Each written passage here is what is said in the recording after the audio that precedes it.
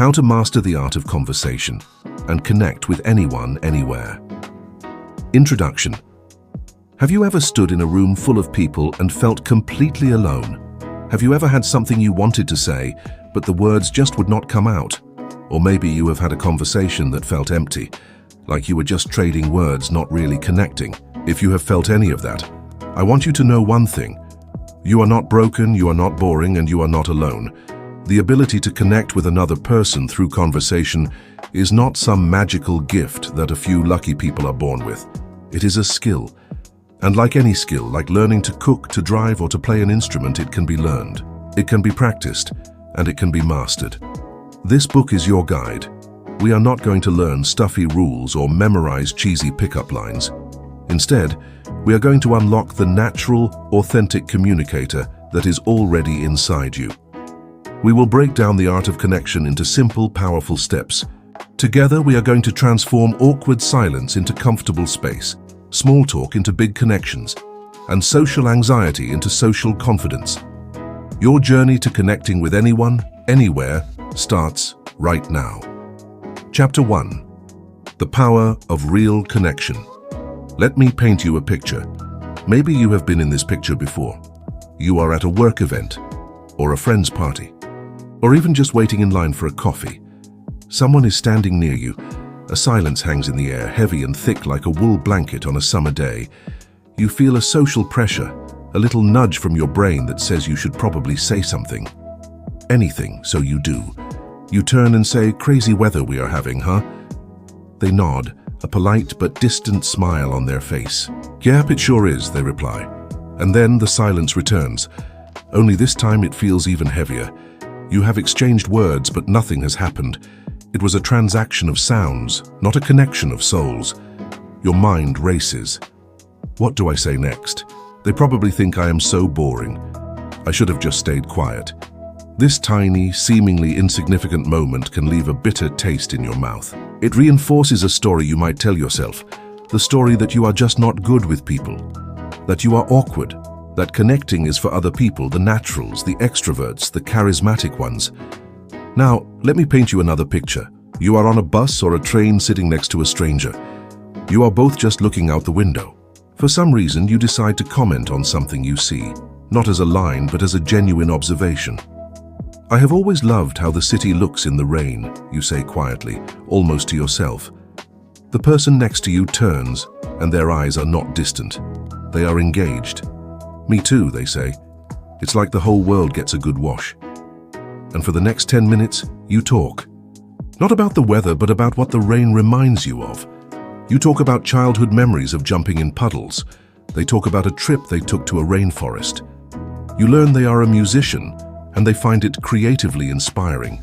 You find yourself sharing a small funny story about your own failed attempt to learn the guitar. You are not trying to impress them. You are not performing. You are just sharing. When your stop comes, you stand up. "Well, this is me," you say. They smile, a real smile, a warm one. "It was really nice talking to you," they say. And you know they mean it. You step off the bus and into the rain, and you feel good.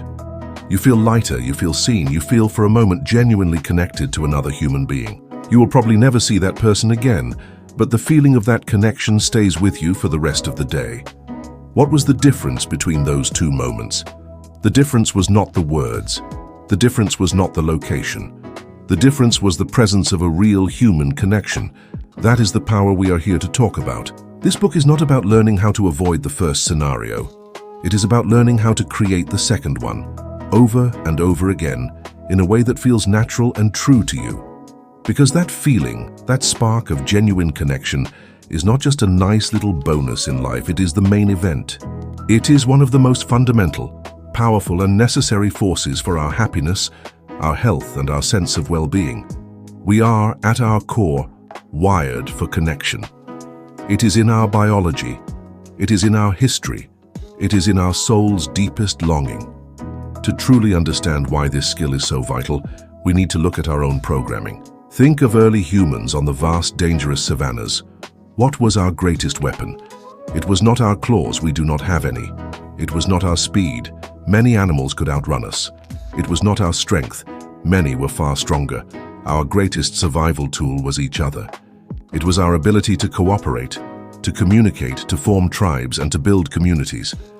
An early human alone was a target, but a group of humans communicating and working together could hunt mammoths. They could build shelters, they could protect each other from predators, they could raise their young in safety. Social connection was not a lifestyle choice, it was a life or death necessity. To be cast out from the tribe was, in essence, a death sentence. This deep, primal need for belonging is not something we have evolved past. It is still hardwired into our DNA. Our brains are fundamentally social organs designed to operate in a network with other brains. When we feel disconnected or lonely, our brain interprets it as a threat. It is a modern version of that ancient fear of being cast out of the tribe. This is not just a poetic idea, it is a biological fact. Scientists have found that the experience of social rejection activates the same areas of the brain that process physical pain. The anterior cingulate cortex, to be specific, lights up when you stub your toe, and it also lights up when you feel excluded by a group. So when you feel a pang of hurt from being ignored or left out, you are not being overly sensitive. Your brain is literally telling you that you are in pain. It is treating the social wound with the same seriousness as a physical one. This is why loneliness is not just a feeling. It is a profound state of being that has devastating consequences for our health. We often think of health in terms of diet and exercise, and those things are incredibly important. But the quality of our social connections is just as crucial, if not more so. A landmark series of studies conducted by researchers at Brigham Young University analyzed data from over 3 million people. Their findings were staggering. They discovered that loneliness and social isolation are as dangerous to our health as smoking 15 cigarettes a day. They are even more dangerous than obesity or physical inactivity. Let that sink in for a moment. Feeling chronically disconnected from others can be worse for your long-term survival than many of the physical health risks we worry about every single day. Why is this? When we are lonely, our bodies are in a constant, low-grade state of stress. The brain's ancient threat detection system is on high alert. This leads to an overproduction of stress hormones like cortisol.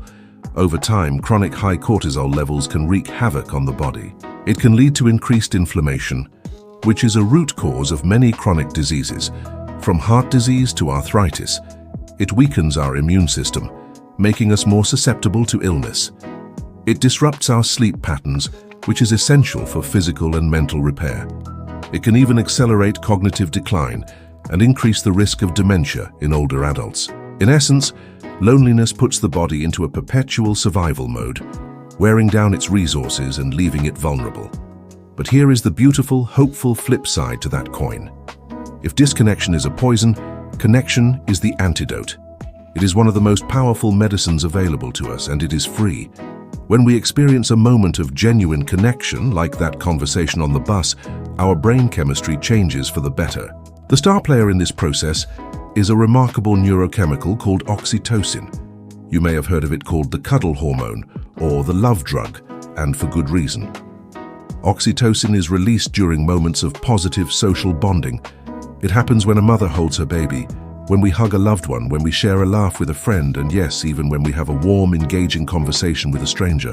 When oxytocin flows through your brain, it works its magic. It dials down the activity in the amygdala, the brain's fear center.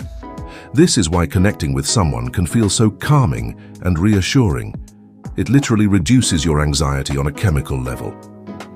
Oxytocin also promotes feelings of trust, empathy, and generosity.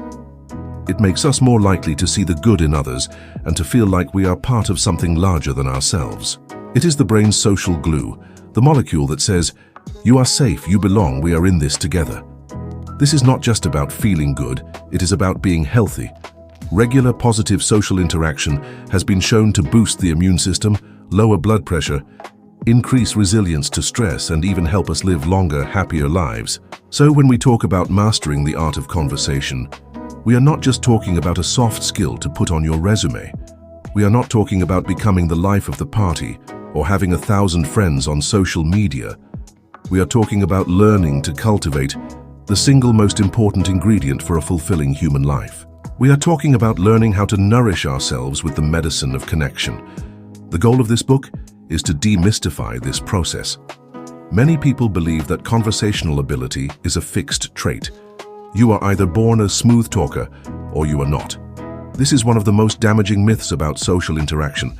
The truth is that communication is a skill. It is a set of tools. And anyone, absolutely anyone, can learn to use these tools effectively. It does not matter if you think of yourself as an introvert or an extrovert. Those labels can be useful for understanding our energy, but they are terrible cages for defining our potential. An introvert is simply someone who recharges their energy in solitude, while an extrovert recharges by being around people. Both can be brilliant, engaging conversationalists. An introvert might prefer fewer, deeper conversations, using their natural inclination for listening and reflection to create powerful bonds. An extrovert might thrive on meeting many new people, using their energy to create a fun and welcoming atmosphere. The goal is not to turn an introvert into an extrovert.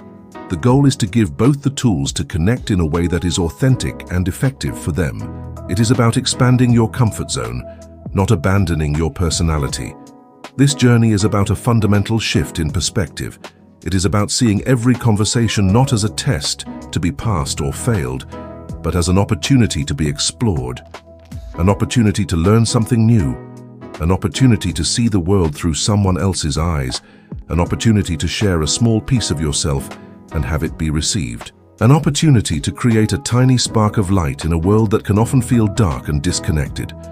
The beautiful truth is that almost everyone you meet is just as hungry for connection as you are.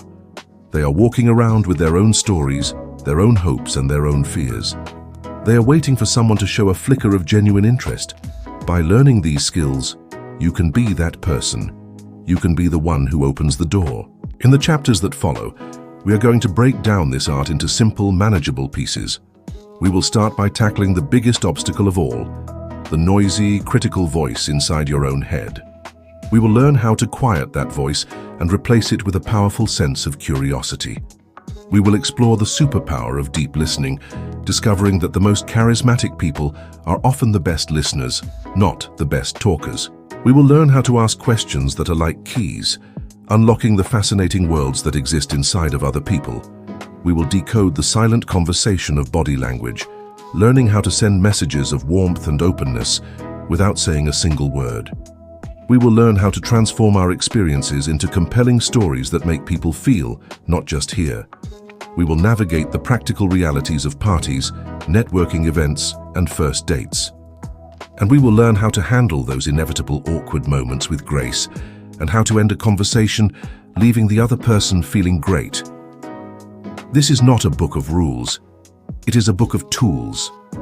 Think of it as a workshop. I will hand you a tool, explain what it is for, and show you how to use it. It is up to you to pick it up and start building. It will take practice. You will be clumsy at first. That is okay. Every master was once a beginner. The key is to be patient and compassionate with yourself. Celebrate the small victories. The moment you hold eye contact for a second longer. The moment you ask a great follow-up question. The moment you have a 10-minute conversation that feels real. Each one of these is a step on the path. Each one is a victory for connection.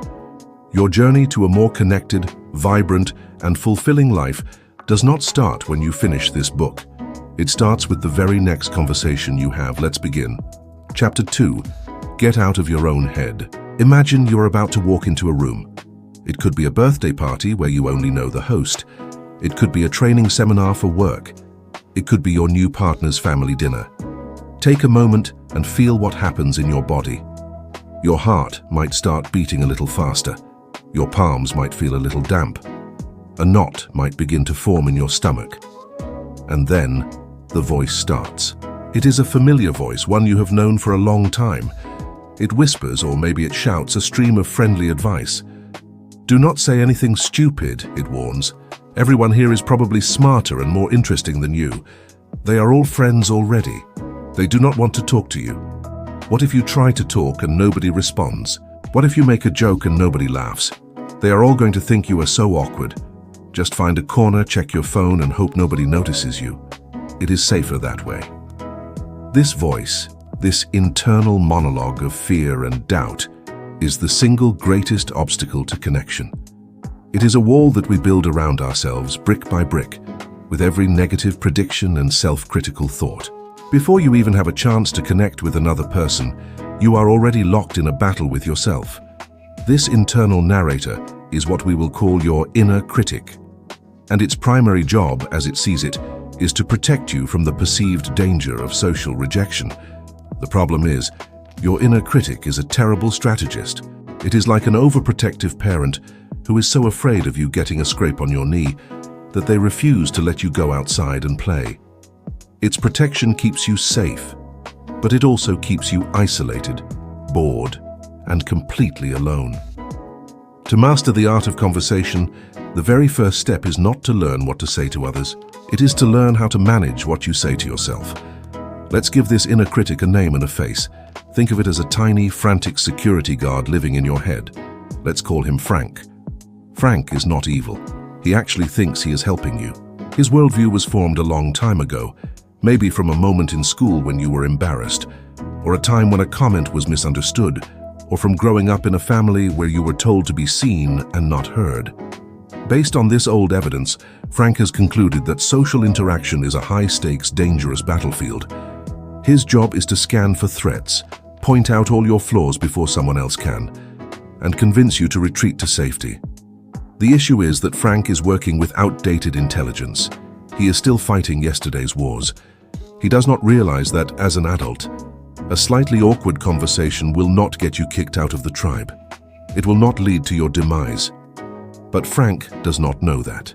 He just keeps shouting his warnings, creating a storm of anxiety that makes it almost impossible to be present and authentic. One of Frank's favorite weapons is something psychologists call the spotlight effect. This is the powerful and completely false belief that a giant Hollywood-style spotlight is following you around, illuminating your every move, your every word, and your every flaw for the entire world to see. If you have a small stain on your shirt, you are convinced it is glowing like a neon sign. If you stumble over a word, you're sure that everyone in the room has stopped their own conversations to mentally replay your gaffe in slow motion. You feel like you are on stage, and everyone else is in the audience, judging your performance. The good news is this feeling is a cognitive illusion. It is a trick your mind plays on you. Researchers at Cornell University, led by psychologist Thomas Gilovich, conducted a series of brilliant experiments to prove this. In one famous study, they had a student arrive late to a classroom full of their peers while wearing a t-shirt with a large and famously unfashionable picture of the singer Barry Manilow on it. The student who wore the shirt was, of course, mortified. They were certain everyone was staring at them, mocking their terrible taste in music and apparel. After the class, the researchers asked the t-shirt wearer to estimate how many of their classmates had noticed the shirt. The student's estimate was high, usually around 50%. Then the researchers asked the classmates. The actual number, less than 25% had noticed the shirt. The spotlight the student felt was blazing hot was, in reality, a dim, flickering little light bulb that most people did not even see. Why is this?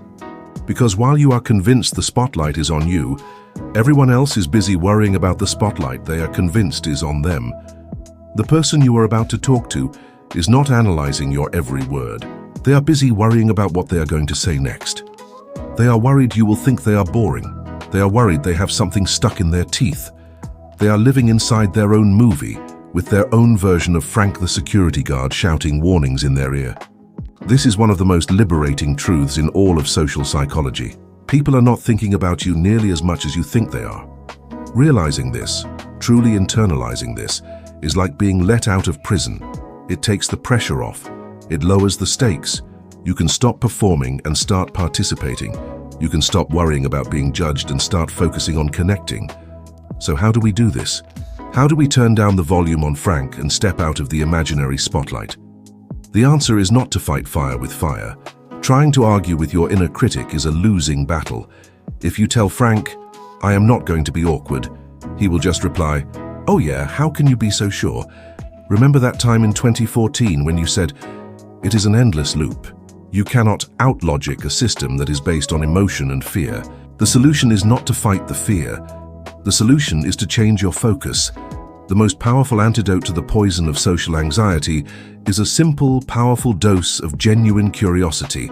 Fear is an inward-facing emotion. When you are afraid, your entire focus is on yourself. How do I look? What will I say? What will they think of me? Me. Your world shrinks down to the size of your own ego and its desperate need for approval. Curiosity, on the other hand, is an outward-facing emotion. It pulls your focus away from yourself and places it onto the world and the people around you. When you are curious, your internal monologue changes completely. Instead of "what will they think of me," it becomes "I wonder what their story is." Instead of "I hope I do not say something stupid," it becomes "I wonder what they are passionate about." Instead of "I hope they like me," it becomes "I wonder what makes them laugh." This shift from fear to curiosity is the single most important skill you can practice for getting out of your own head. It is a conscious choice. It is a mental flip of a switch. Before you walk into that room, instead of listening to Frank's fearful chatter, you can give yourself a new mission, a curiosity mission. Your goal is not to be the most interesting person in the room. Your goal is to be the most interested. Your mission is not to be liked. Your mission is to understand. This simple reframing changes everything. It turns a high-stakes performance into a low-stakes exploration. It transforms a room full of potential judges into a room full of potential discoveries. Let's make this practical. Here is a step-by-step process for activating your curiosity. 1. Acknowledge the fear. Do not try to pretend the fear is not there. That just gives it more power. See Frank the security guard standing there with his clipboard of worries. Say to him mentally, "Hey Frank, I see you, I hear you. Thanks for trying to protect me, but I have got this. I'm on a different mission tonight." By acknowledging the fear without engaging with it, you take away its power to control you. You are the manager, not the employee. 2. Set a curiosity-based intention. Before you enter the social situation, set a small, achievable, curiosity-based goal. It should not be, "I will have 3 amazing conversations." That is an outcome you cannot control. It should be something like, "My goal is to learn one new and interesting thing." Or, "My mission is to find out what the person I talk to is most excited about in their life right now." Or even simpler, "I'm going to try to discover someone's favorite kind of food and why." This gives your brain a specific, outward-facing task to focus on, which crowds out the self-critical noise. 3. Ask curious questions. We will cover this in much more detail in a later chapter. But for now, just remember that curiosity is expressed through questions. When you meet someone, instead of worrying about what to say, think about what you could ask. Instead of starting with a statement, start with a question that shows interest. This immediately places the focus on the other person, which takes the pressure off of you. 4. Listen for the answers. The final piece of the curiosity puzzle is listening. When you ask a question, do not spend the time they are talking planning your next brilliant remark. Actually listen. Listen to the words they are saying. Listen to the emotion in their voice. Be curious about their experience. This presence is the ultimate antidote to being trapped in your own head. When you are truly listening to someone else, it is impossible to be simultaneously listening to your own inner critic. This shift will feel unnatural at first. Frank will try to pull you back into the old patterns. He will whisper, "This is silly. Just be quiet. They do not really want to answer your questions." That is when you need to be gentle but firm. Remind yourself of your mission. My job right now is just to be curious. It is a practice. It is a muscle. The more you use your curiosity muscle, the stronger it gets, and the weaker your fear muscle becomes. Another powerful technique for quieting the mind is to ground yourself in your physical senses. When anxiety is high, we are not in the present moment. We are time traveling. We are either ruminating about a past awkward experience or catastrophizing about a future one. The mind is spinning out of control in a sea of what-ifs. To break this cycle, you need to pull your awareness out of your chaotic thoughts and anchor it in the physical reality of the here and now. A simple and incredibly effective way to do this is with an exercise you can do anywhere, anytime, without anyone knowing. It is often called the 5-4-3-2-1 grounding technique. Here is how it works. Wherever you are, silently and slowly, do the following. First, acknowledge 5 things you can see around you. Do not just glance, really see them. Notice the way the light reflects off a glass. Notice the texture of the carpet. Notice the color of a person's shirt across the room. Notice a small detail on the wall. Name them in your mind. I see the wooden door. I see the green plant. I see the light fixture. I see my own hands. I see a picture frame. Second, acknowledge 4 things you can feel.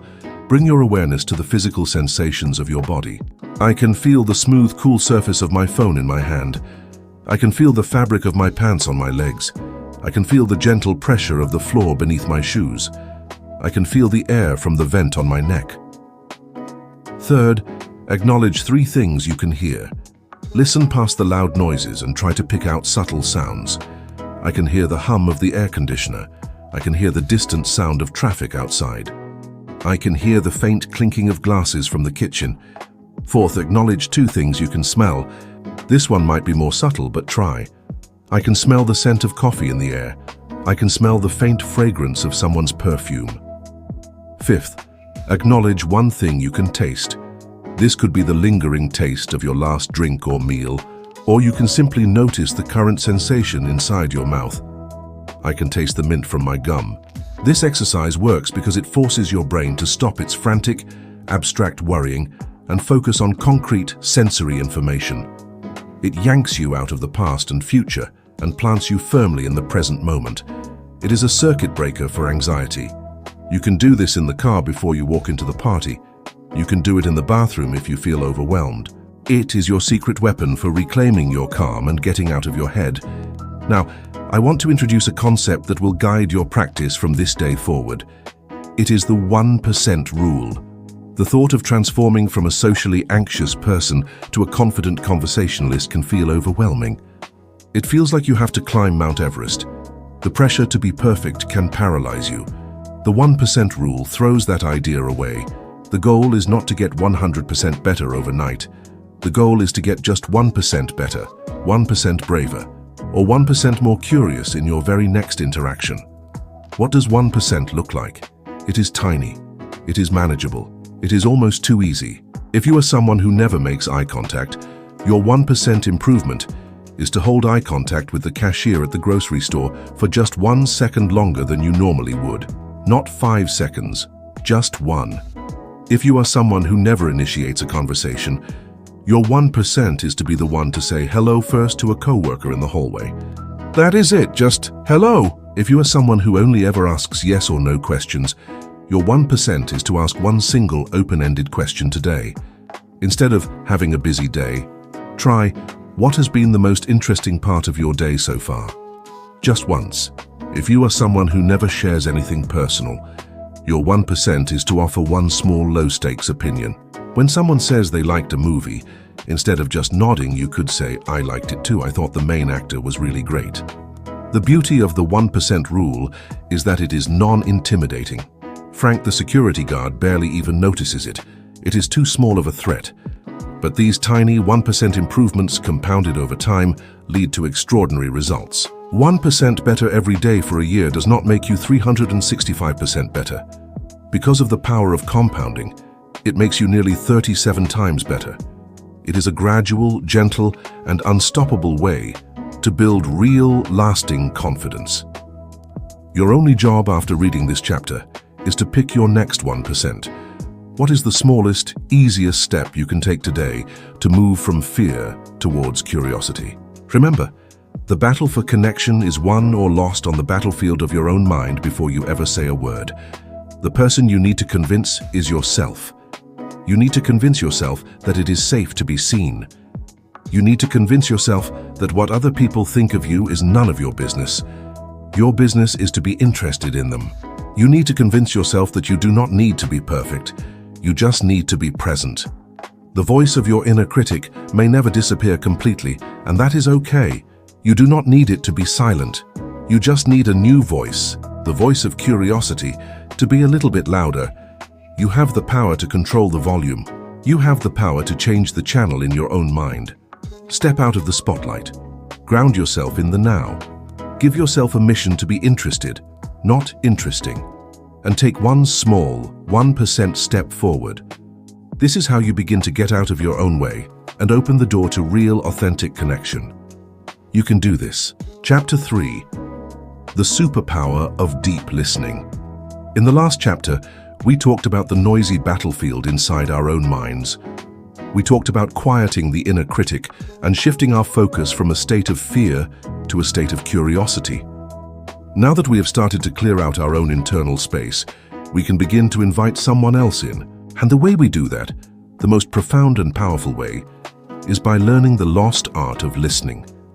I call it a lost art because in our modern world, we are drowning in noise. Notifications beep, feeds scroll, and everyone is shouting to be heard. In this chaos, we have forgotten that the most craved human experience is not to be heard, but to be understood. And understanding is impossible without deep, active, and generous listening. Most people think that being a great conversationalist means being a great talker.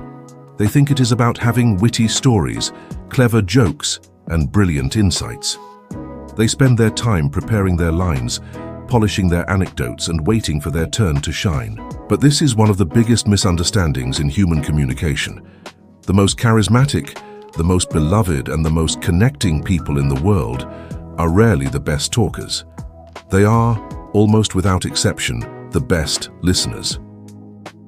Think about the best conversation you have ever had. The kind of conversation that left you feeling energized, seen, and validated. The kind where time just seemed to melt away. Now try to remember the details. Do you remember every single brilliant thing the other person said? Probably not.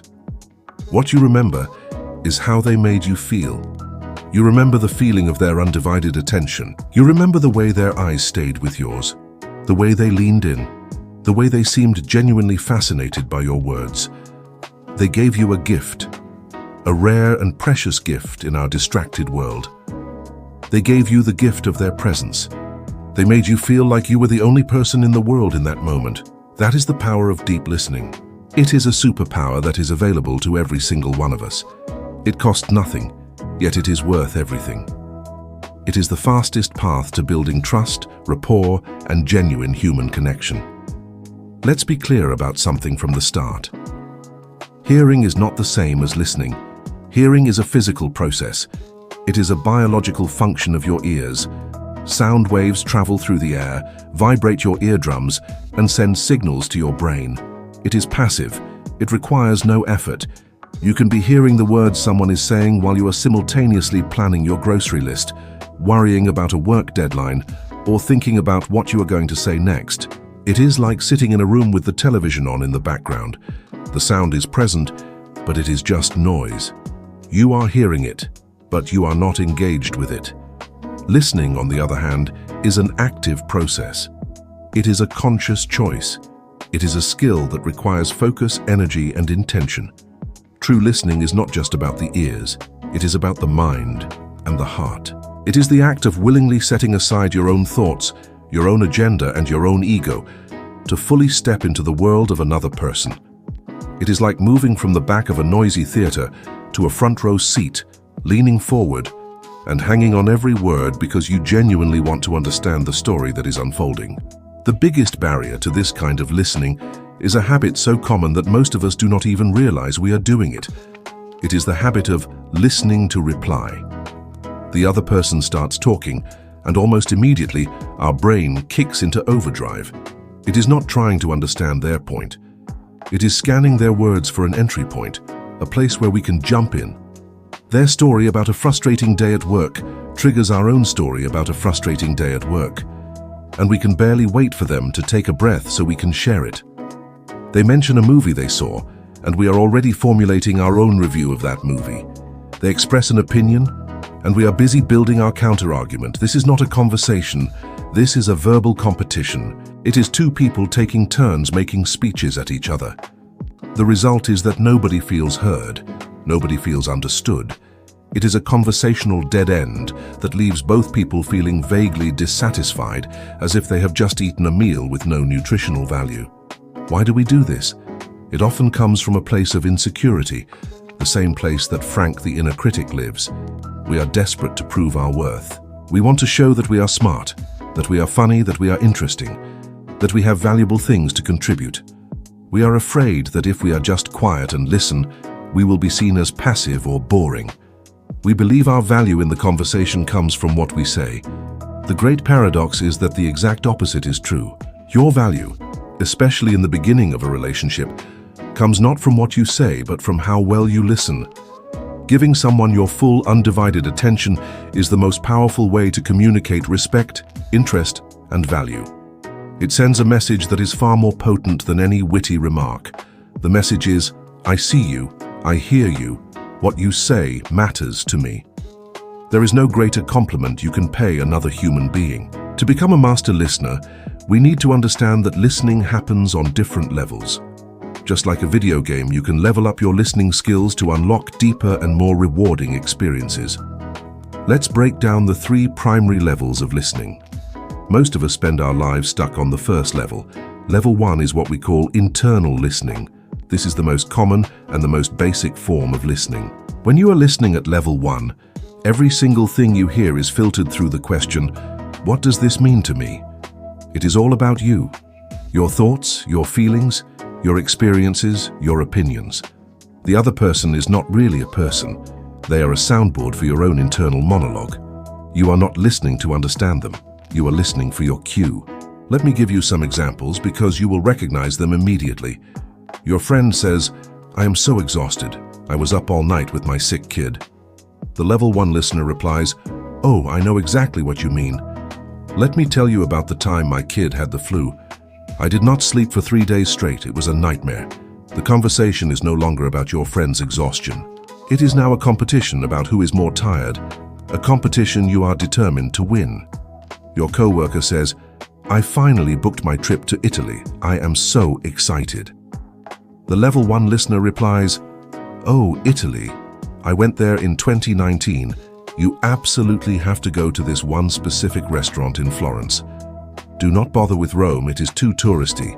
Make sure you have hijacked their excitement and turned it into a platform for your own expertise and travel stories. Your partner says, I had a really tough meeting with my boss today. I feel a bit discouraged. The level 1 listener replies, well, you should have said this or you should have done that. Here is what you need to do next time.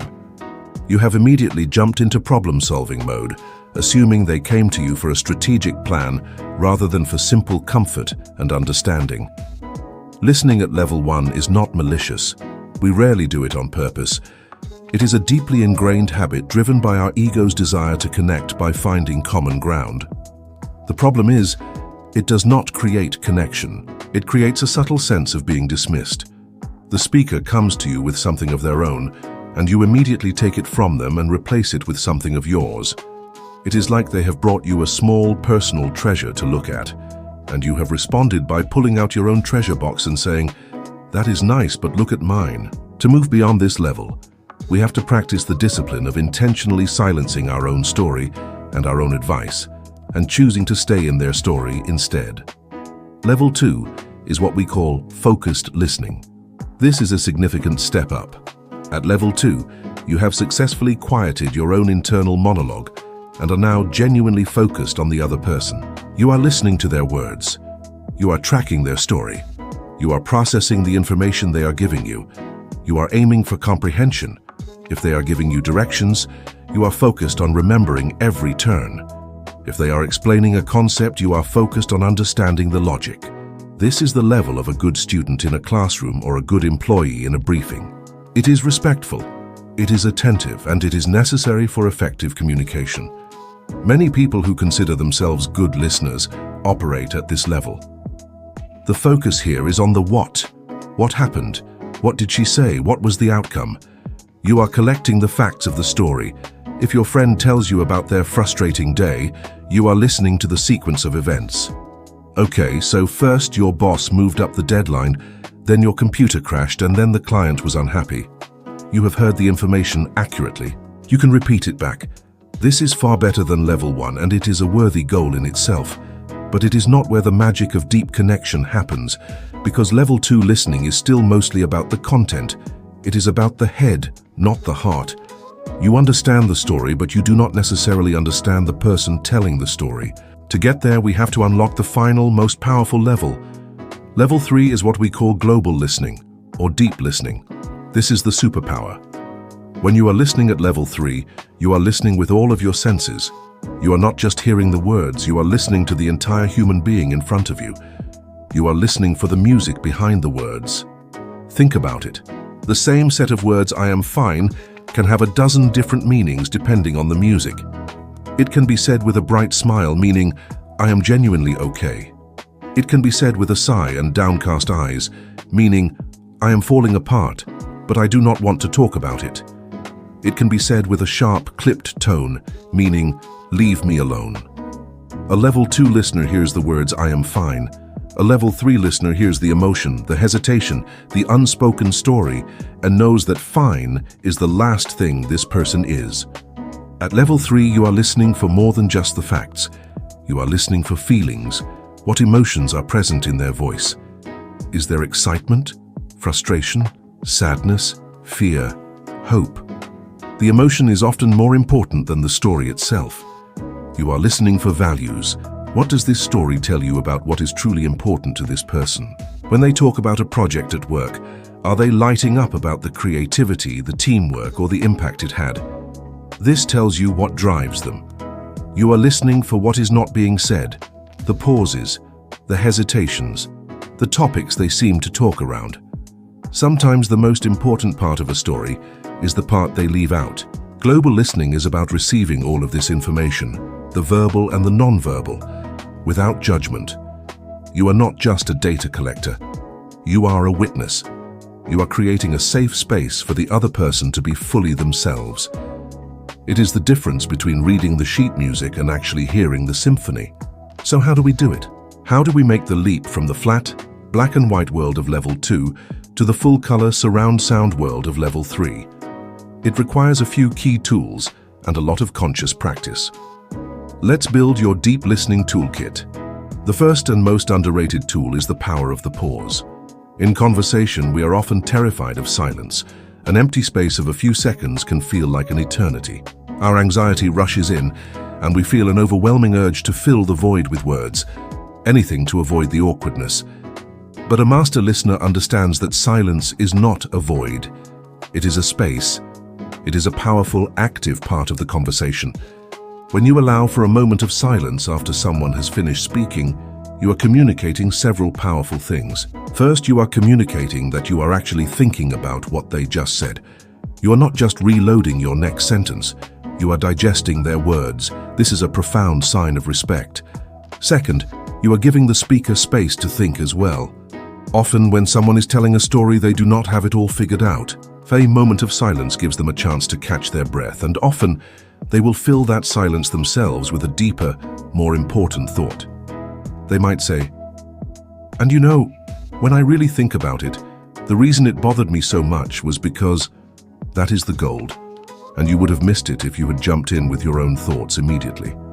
Practice becoming comfortable with a 2 or 3 second pause. It will feel strange at first, but it is one of the most effective ways to deepen a conversation. The second tool is the art of acknowledgement. These are the small verbal and non-verbal cues that tell the speaker, "I am with you. Keep going." They are the oil that keeps the conversational engine running smoothly. Non-verbally, this is about your body language, leaning in slightly, nodding your head at appropriate times, maintaining soft, steady eye contact. These signals tell the other person you are engaged and focused on them.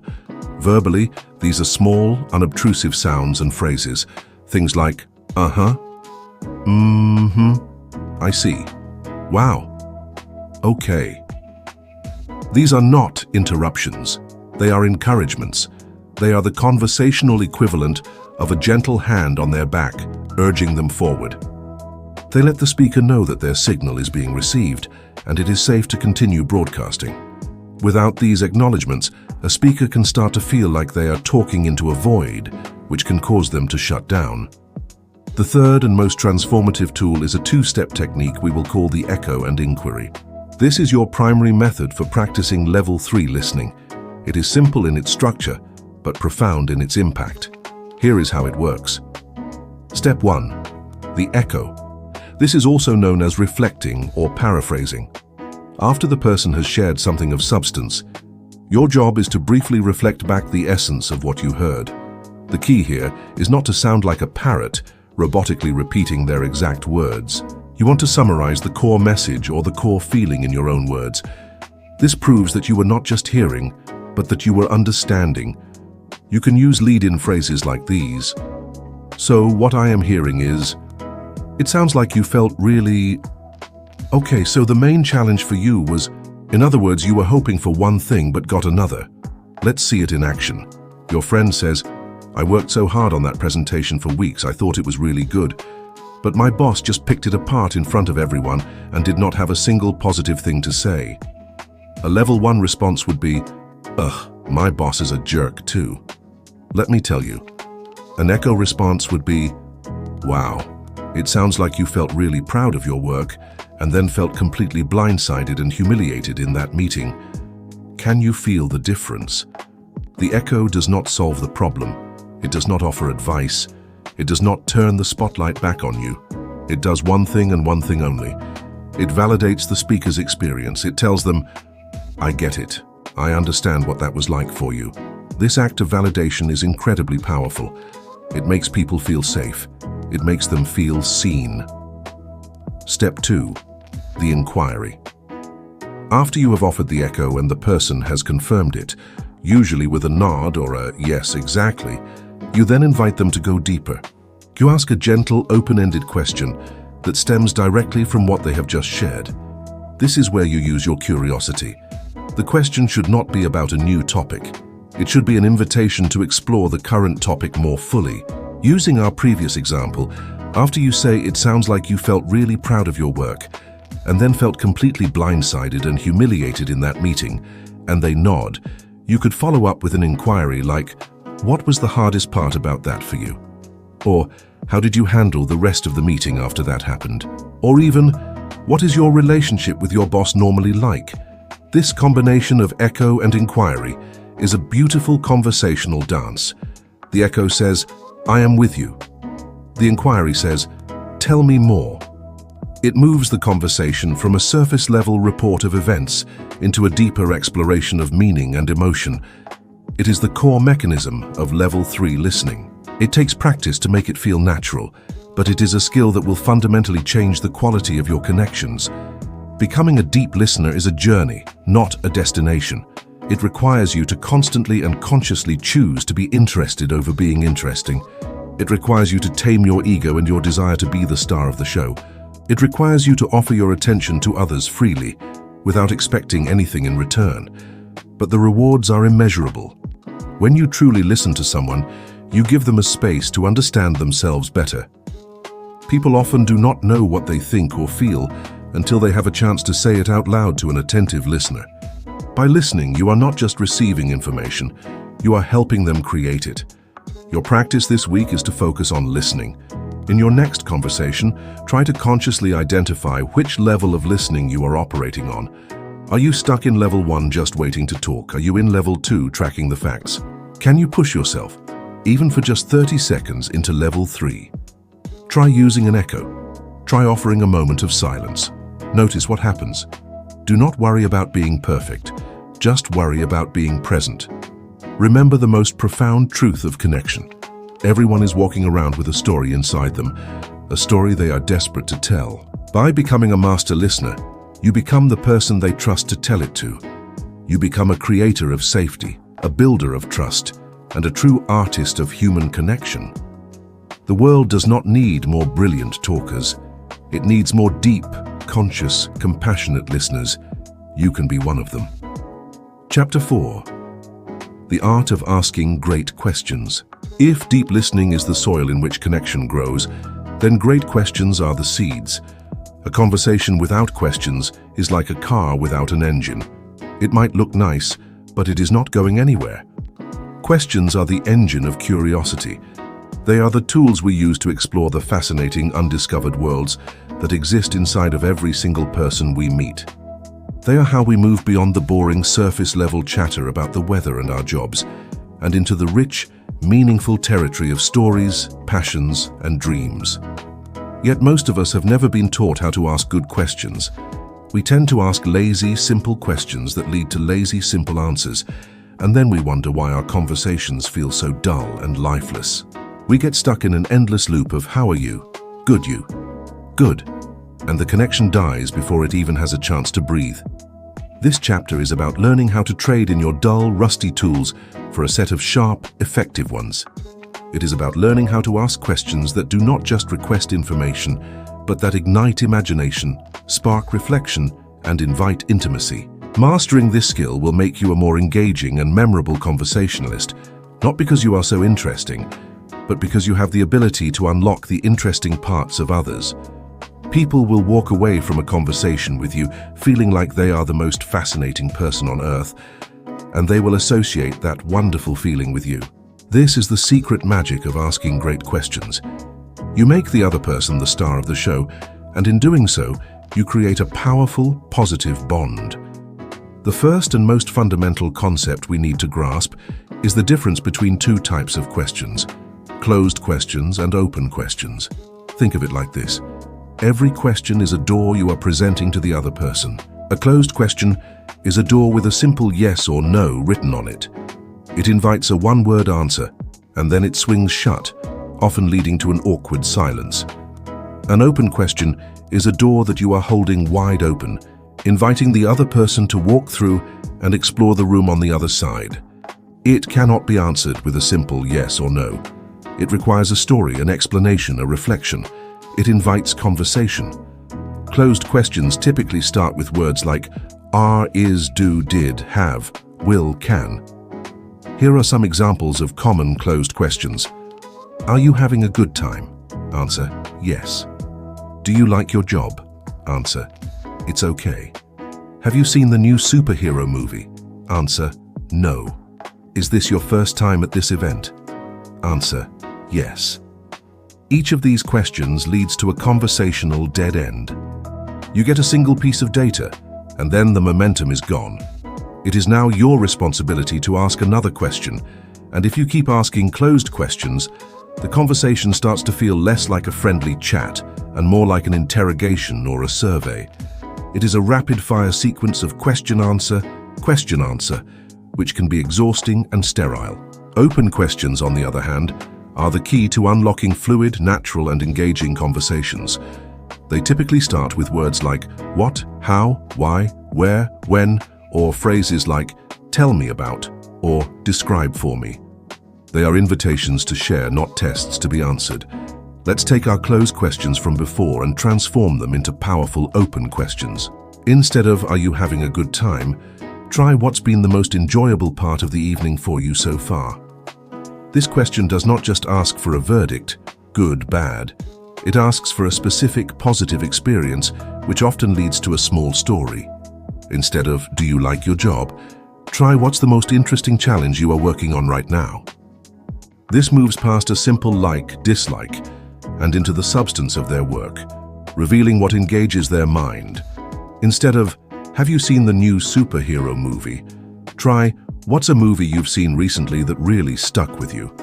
This opens the door to any movie, not just one, and asks for the impact it had on them, which is far more interesting than a simple yes or no.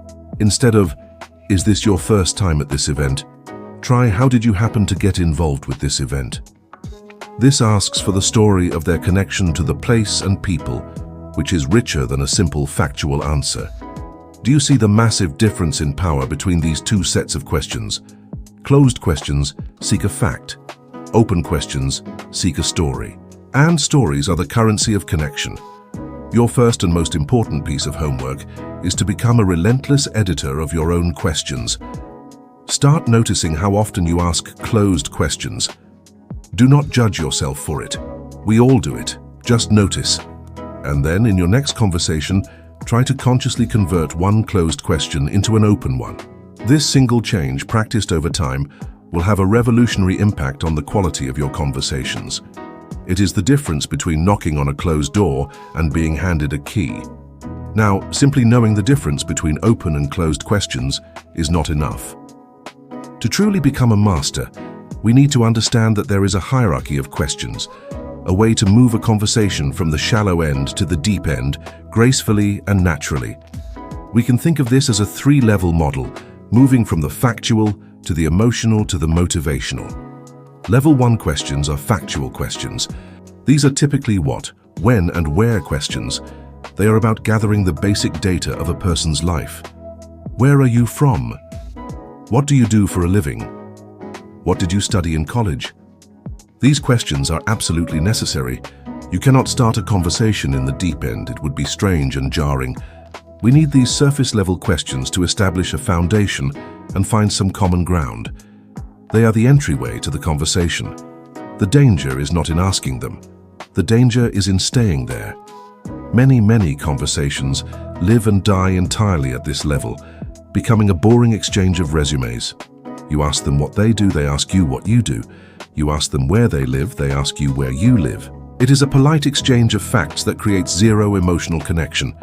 You walk away knowing a few things about the person, but you do not feel like you know the person at all. So, use level 1 questions as a starting point, but always be looking for an opportunity to level up. Level 2 questions are the bridge to deeper connection. These are process and feeling questions. They are typically how questions. They move beyond the static facts and into the dynamic story of a person's life. They are not about the what, but about the how. How did you get there? How did that feel? How do you do it? These questions show that you are not just interested in the person's current status, but in their journey. They show that you care about their experience. Let's see how we can level up from a level 1 question. Level 1. What do you do for a living? Answer, I am a graphic designer. Level 2. Follow-up. That's fascinating. How did you first get into graphic design? This how question opens the door to their origin story. Maybe they loved to draw as a kid. Maybe they had an inspiring teacher. Maybe they fell into it by accident. Whatever the story is, it is 100 times more interesting and personal than the simple job title. Let's try another one. Level 1. So you just ran a marathon. That's amazing. Level 2. Follow-up. How did you manage to train for it with your busy schedule? Or how did you feel when you finally crossed that finish line? These questions are not about the fact of the marathon, 26.2 miles. They are about the process, the struggle, the discipline, and the emotion. You are inviting them to share the human experience behind the achievement. Level 2 questions are where rapport and trust really start to build. You are communicating that you are interested in their story, not just their stats. Level 3 questions are where the deepest connections are forged. These are motivation and value questions. They are typically why questions, but we have to be careful with them. A direct why question can sometimes feel confrontational or judgmental, as if you are questioning their choices.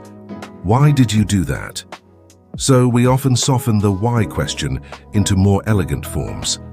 Instead of asking, why do you like your job, which can put someone on the spot, we can ask a more sophisticated version that gets at the same core motivation. These questions uncover a person's values, passions, and purpose. They reveal what truly drives them as a human being. Here are some examples of powerful, softened why questions that get to level 3. What do you love most about what you do? What was it about that challenge that was so important for you to take on? What drives you to be so passionate about that cause? When you look back on that decision, what makes you feel it was the right one for you? These questions go straight to the heart. They ask about love, importance, passion, and values. When someone answers a question like this, they are sharing a piece of their soul with you. They are telling you what matters to them on the most fundamental level. To be asked a question like this is a gift. It shows that you see them as a deep, complex human being, and you are curious about what makes them tick. To be listened to as you answer a question like this is to feel profoundly seen and understood. This is the level where friendships are born and deep bonds are formed. You do not ask a level 3 question to a complete stranger in the first 30 seconds. You earn the right to ask these questions by building a foundation of trust with level 1 and level 2 questions first. You move from what do you do to how did you get into it to what do you love about it. This is the natural, graceful progression of a truly great conversation. Now, the single most important skill in this entire chapter is not just asking a great initial question, it is the art of the follow-up question. The first question is just the key in the lock. The follow-up question is what turns the key and opens the door. Most amateur conversationalists ask a question, get an answer, and then immediately move on to a new topic. This makes the conversation feel disjointed and superficial. A master conversationalist knows that the real gold is always buried 1 or 2 questions deep. Your ability to listen carefully to the answer, using your skills from the last chapter, and then formulate a curious follow-up question based on that answer, is what will set you apart. Let's create a framework for powerful follow-up questions. The first technique is the drill down. In their answer, the person will use specific words or phrases. Your job as a deep listener is to notice the words that have energy, the words that seem important or emotionally charged. Then you simply drill down on that specific word. Example, you ask, "How was your trip to Japan?"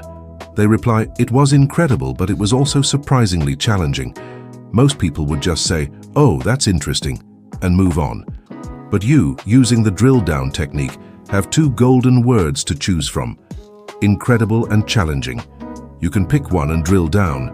You could ask, "What was the most challenging part about it for you?" Or you could ask, "I'd love to hear about that. What was one of the things that made it so incredible?" By drilling down on their specific word choice, you show that you were listening carefully, and you invite them to expand on the most meaningful part of their experience. The second technique is the emotional inquiry. People often tell you the facts of a story, but they do not tell you the feelings. A great follow-up question gently probes for the emotional experience. Example, your friend says, "I finally quit my job today to start my own business." A factual follow-up would be, "What kind of business are you starting?" A level 1 question. An emotional inquiry would be, "Wow, that's a huge step. How are you feeling about it? Are you excited, nervous? A mix of both?" This question shows that you care about their internal state, not just their external plans. It validates the emotional weight of their experience and creates a space for them to be vulnerable and real. The third technique is the simplest and often the most powerful. It is the open invitation. It is simply using a phrase that invites them to continue. These are phrases like, "Tell me more about that. That sounds fascinating. And then what happened?" These phrases are pure, undistilled curiosity. They put the ball entirely in the other person's court and communicate your complete engagement. They are a sign of conversational confidence. You are not rushing to fill the space with your own story. You are content to remain in theirs. One crucial warning. A great conversation is a dance, not an interrogation. You cannot just fire off question after question, no matter how brilliant they are. This creates an imbalance of power and can make the other person feel like they are under a microscope. The rhythm of a good conversation is what I call the question, listen, share rhythm. 1. You ask a great, open-ended question. 2. You listen deeply to the answer, using all your level 3 listening skills. 3. You briefly share something about yourself that relates to their answer. This is called reciprocation. It is the part of the dance where you reveal a little bit of yourself, which makes the other person feel more comfortable and makes the exchange feel balanced. For example, you ask, "What's a movie you've seen recently that really stuck with you?" They tell you about a documentary that inspired them. After listening deeply, you share, "That sounds amazing. It reminds me a bit of a book I just read that had a similar theme. It really made me think about..." This sharing part should be brief. It is not about hijacking the conversation. It is a small offering to show that you are in this together. It is a bridge that connects their experience to yours. After you share, you can then hand the conversation back to them, perhaps with another follow-up question. This back and forth volley is what makes a conversation feel alive and connected. Your mission, should you choose to accept it, is to become a collector of great questions. Start a note on your phone or in a journal. When you hear a great question in a podcast or read one in a book or think of one in the shower, write it down. Build your own personal toolkit of questions that go beyond the boring, everyday script. Questions like, what's a small thing that brought you joy this week?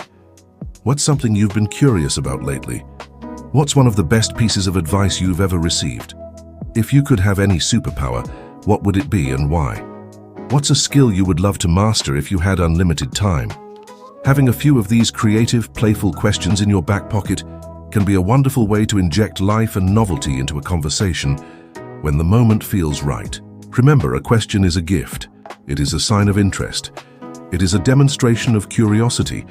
It is an act of seeing another person and wanting to know them better. Stop worrying about having all the right answers. The most connecting people do not have the best answers. They ask the best questions. They are not fountains of information. They are explorers of people. They know that every single person they meet is a living library, full of unique stories, hard-won wisdom, and fascinating perspectives. Great questions are your library card. They give you access to the incredible wealth of humanity that is all around you, just waiting for someone to be curious enough to ask. Go be that someone. Chapter 5. The silent conversation. Before you utter a single word, before you ask your first brilliant open-ended question, you have already started the conversation. In the moments it takes to walk across a room, in the instant your eyes meet someone else's, a torrent of information is being exchanged. This information is not carried on sound waves. It is carried in the angle of your shoulders, the expression on your face, the way you hold your hands, and the space you occupy. This is the silent conversation of body language, and it is arguably more powerful, more honest, and more influential than the words you speak. Experts in the field of nonverbal communication, like the pioneering researcher Albert Mehrabian, have suggested that in face-to-face communication, the impact of your message is overwhelmingly determined by nonverbal cues. While the exact percentages are often debated, the core principle is undeniable. Your body language and tone of voice account for a massive portion of how your message is received. Your words provide the content, but your body provides the context, and in human interaction, context is everything. Imagine you are at a party and you see someone you want to talk to. They say, "Come on over, I would love to chat." But as they say it, their arms are tightly crossed, their body is angled away from you, they are not making eye contact, and their smile seems forced and thin. Do you believe their words? Or do you believe their body? You believe their body every single time. When there is a conflict between what a person says and what their body does, we instinctively trust the body.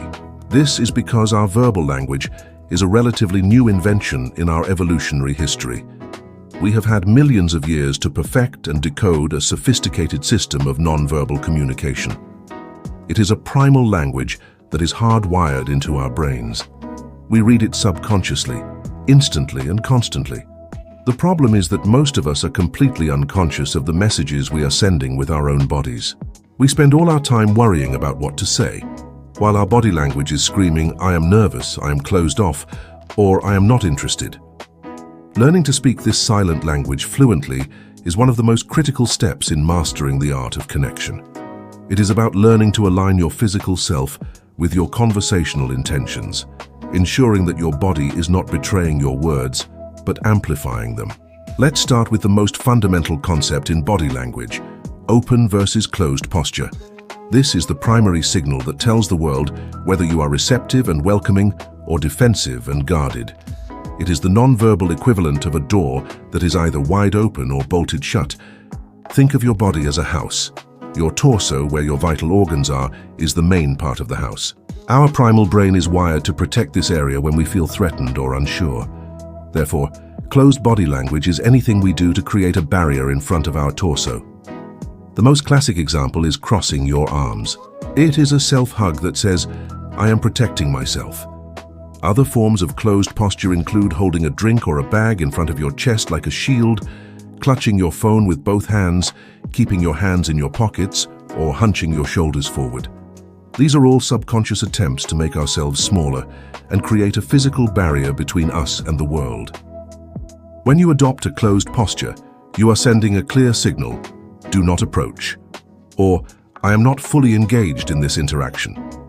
Even if you are saying the most welcoming words, your closed posture creates a confusing, mixed message that puts the other person on edge. Open body language, on the other hand, is the physical expression of confidence, trust, and receptivity. It is about removing the barriers and literally opening your body up to the other person.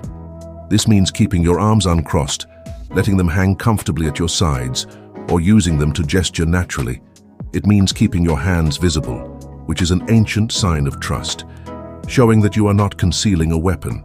It means standing up straight with your shoulders back and your chest open. This not only projects confidence, but also has a powerful effect on your own internal state, a concept we will explore later. When you are talking to someone, open body language means turning your whole body, your feet and your torso to face them directly. This communicates your full attention and respect. Imagine an invisible line extending from the center of your chest. In an open and engaged conversation, that line should be pointing directly at the person you are speaking with. When you maintain an open posture, you are sending a clear, congruent signal. I am here, I am present, I am open to connecting with you. It is a non-verbal invitation that makes people feel safe and comfortable in your presence.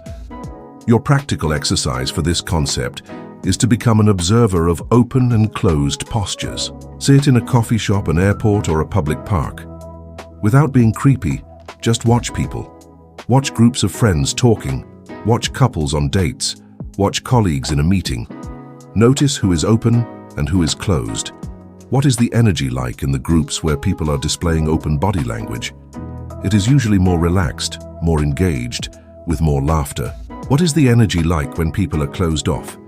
It is often more tense, more formal, and shorter in duration. Then, start noticing your own posture throughout the day. When you are talking to a coworker, are your arms crossed? When you're on the phone, are you hunched over? In your next conversation, make a conscious effort to adopt an open posture. Uncross your arms, put your drink down by your side, turn to face the person fully. Just notice how it changes the dynamic of the interaction. You will be amazed at how this one small shift can make people more receptive and open with you. Now, let's talk about a fascinating and powerful aspect of nonverbal communication known as mirroring. Mirroring, also called isopraxism, is the subconscious and natural tendency for humans to mimic the body language, gestures, and speech patterns of the people they are interacting with. If you are having a good conversation with a friend, you might notice that if they lean forward, you lean forward. If they take a sip of their drink, you might find yourself reaching for yours a moment later. If they speak in a quiet, thoughtful tone, your voice might naturally lower to match theirs. This is not a conscious decision. It is the work of a special set of brain cells called mirror neurons. These neurons fire both when we perform an action and when we observe someone else performing the same action. They are the neural basis for empathy. They allow us to simulate another person's experience in our own minds, which helps us understand their feelings and intentions. When you subconsciously mirror someone, their brain picks up on this mimicry at a deep, primal level. The message it receives is simple but profound. This person is like me. This person is on my side. This person is part of my tribe. This creates a powerful feeling of rapport and trust. It happens completely beneath the surface of conscious thought, but it is one of the most effective ways to build a quick and strong connection. The key to using mirroring effectively is that it must be subtle and natural. If you consciously try to mimic every single move the other person makes, you will come across as a creepy, robotic parrot. That will have the opposite of the intended effect, creating distrust and making them feel mocked. The goal is not to be a perfect mirror. The goal is to be a subtle echo. Here is how to practice mirroring in a graceful and effective way. First, focus on the overall posture. If the person you are talking to is leaning back in a relaxed way, you can adopt a similarly relaxed posture. If they are leaning forward with intensity, you can lean in slightly to match their energy. Second, you can mirror specific small gestures, but with a delay. For example, if they touch their chin while thinking, you might, 30 seconds later, touch your own chin in a similar thoughtful gesture. If they cross their legs, you might cross yours a minute later. The delay makes it feel natural and unconscious, rather than like direct mimicry. Third, you can mirror their emotional expression. If they smile, you smile back. If they have a serious, concerned expression while telling a difficult story, your face should reflect a similar level of seriousness and concern. This is a core part of Level 3 listening, where you are not just hearing the words, but are resonating with the emotion behind them. The best way to practice mirroring is to stop thinking about it as a technique and start thinking about it as a byproduct of deep listening. When you are truly focused on the other person, when you are genuinely curious and empathetic, you will find yourself starting to mirror them naturally without even trying. Your body will automatically start to sync up with theirs as a result of your deep engagement. Next, we must address the most powerful and often most intimidating tool in the nonverbal toolkit: eye contact. The eyes are, as the old saying goes, the windows to the soul. They are the primary channel through which we communicate emotion, interest, and trust. The right amount of eye contact can create a profound sense of connection, making the other person feel seen and valued. The wrong amount can make them feel uncomfortable, intimidated, or ignored. Many people struggle with eye contact for a variety of reasons. It can feel intensely vulnerable. Holding someone's gaze is an intimate act, and for those of us with a noisy inner critic, it can feel like we are inviting scrutiny. We might worry we are staring or being creepy. So we resort to a pattern of flicking our eyes away, looking at the floor or staring over their shoulder. This lack of steady eye contact sends a clear, though often unintentional message: I am not confident, I am not trustworthy, or I am not interested in what you are saying. The goal is not to engage in a staring contest. Unbroken, intense eye contact is aggressive and unsettling. The goal is to create what is often called soft eye contact.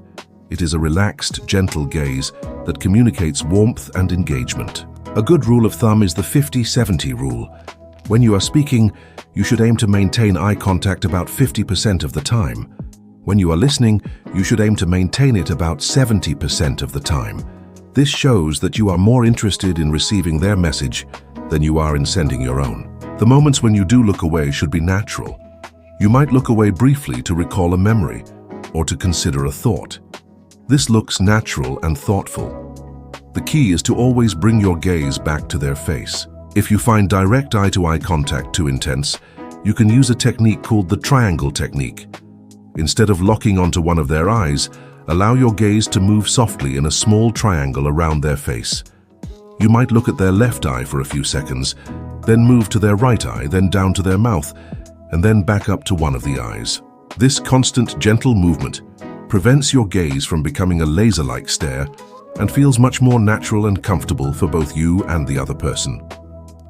Another simple trick is to notice the color of the other person's eyes when you first meet them. This gives you a specific, low-stakes reason to make eye contact right from the beginning, and it is a simple habit that can help you overcome the initial inertia of looking away. Practicing eye contact is like exercising a muscle.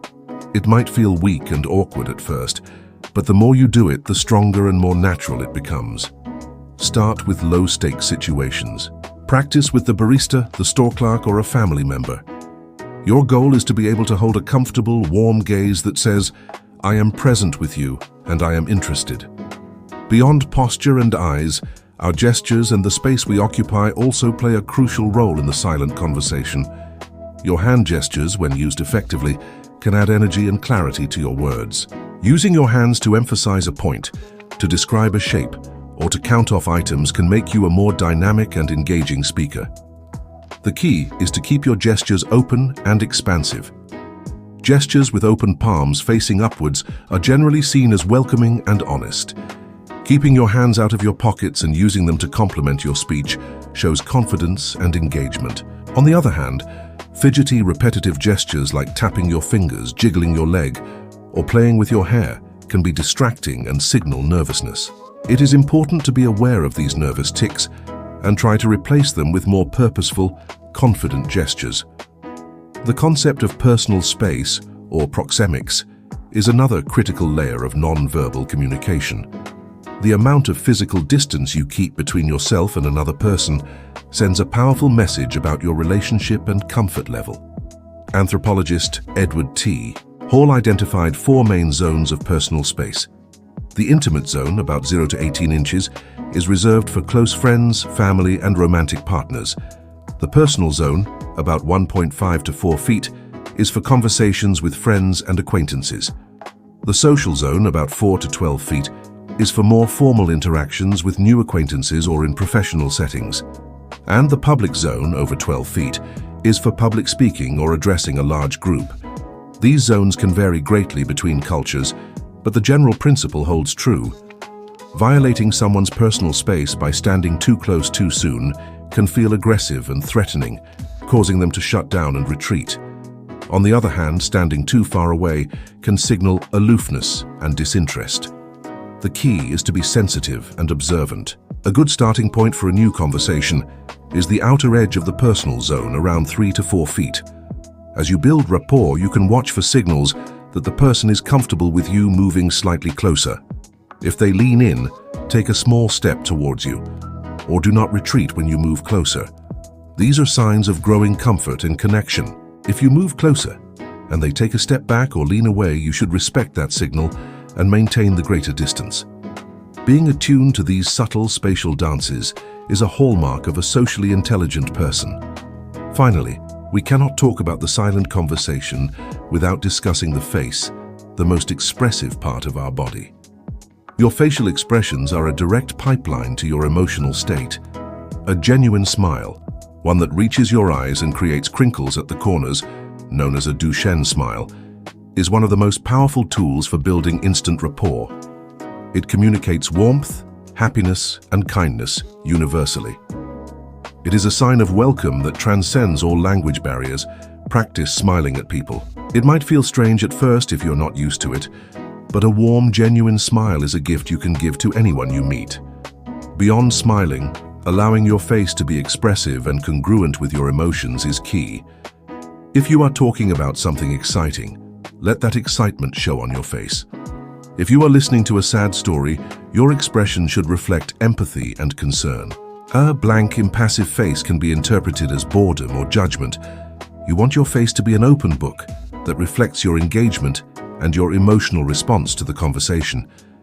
It is also important to touch on the powerful connection between your body language and your own mind, a concept known as embodied cognition. The prevailing wisdom used to be that your emotions dictate your body language. If you feel confident, you will stand up straight. If you feel happy, you will smile. But cutting-edge research, most famously by social psychologist Amy Cuddy, has shown that this is a two-way street. Your body language can actually change your emotions and your brain chemistry. The act of holding a powerful, expansive posture can, in a matter of minutes, increase your feelings of confidence and decrease your feelings of stress. Cuddy's research found that holding power poses, like standing with your hands on your hips and your feet wide apart, for just 2 minutes can increase levels of the dominance hormone, testosterone, and decrease levels of the stress hormone, cortisol. This means that you can literally change your state of mind by changing your posture. Before you walk into a stressful social situation, you can find a private space, like a bathroom stall or an empty hallway, and spend 2 minutes in a power pose. Stretch your arms out wide, stand like a superhero. This is not about faking it. It is about activating a different part of your own physiology. You are not just pretending to be confident, you are signaling to your own brain to start producing the chemical ingredients of confidence. This is a practical, powerful tool to help you get out of your own head and enter a conversation from a place of strength and self-assurance. The silent conversation is a rich, complex, and beautiful dance. It is a language we all speak, but few of us have learned to speak it with intention and skill. Your journey to mastering this language begins with awareness. Start to notice the signals you are sending. Are you open or closed? Is your eye contact steady and warm? Are you mirroring the energy of the person you are with? Are you respecting their personal space? And are you using your body to build your own confidence? Do not try to change everything at once. That would be overwhelming. Pick one thing to focus on this week. Maybe you will focus on keeping your arms uncrossed, or maybe you will focus on making soft eye contact with the people you interact with. Choose one small piece of this silent language and practice it until it becomes a natural part of your vocabulary. Remember that your body is always speaking. Your job is to learn how to make sure it is telling the story you want to tell, a story of openness, confidence, and a genuine desire to connect. Chapter 6. Be a storyteller, not a reporter. We have journeyed through the internal landscape of our own minds, learning to quiet the inner critic and embrace curiosity. We have learned to listen with our whole being and to ask questions that unlock the doors to another person's world. We have learned the silent, powerful language of the body. Now we arrive at a crucial junction. The moment comes in every conversation when the spotlight, however briefly, turns to you. The other person, having felt the warmth of your genuine interest, will inevitably turn that curiosity back on you. They will ask you a question. How was your day? What have you been up to? How was your vacation? And in this moment, you have a choice. It is a choice that will determine whether the connection deepens and flourishes or withers on the vine. You have the choice to be a reporter or to be a storyteller. Let's examine the path of the reporter. It is the path most of us take by default.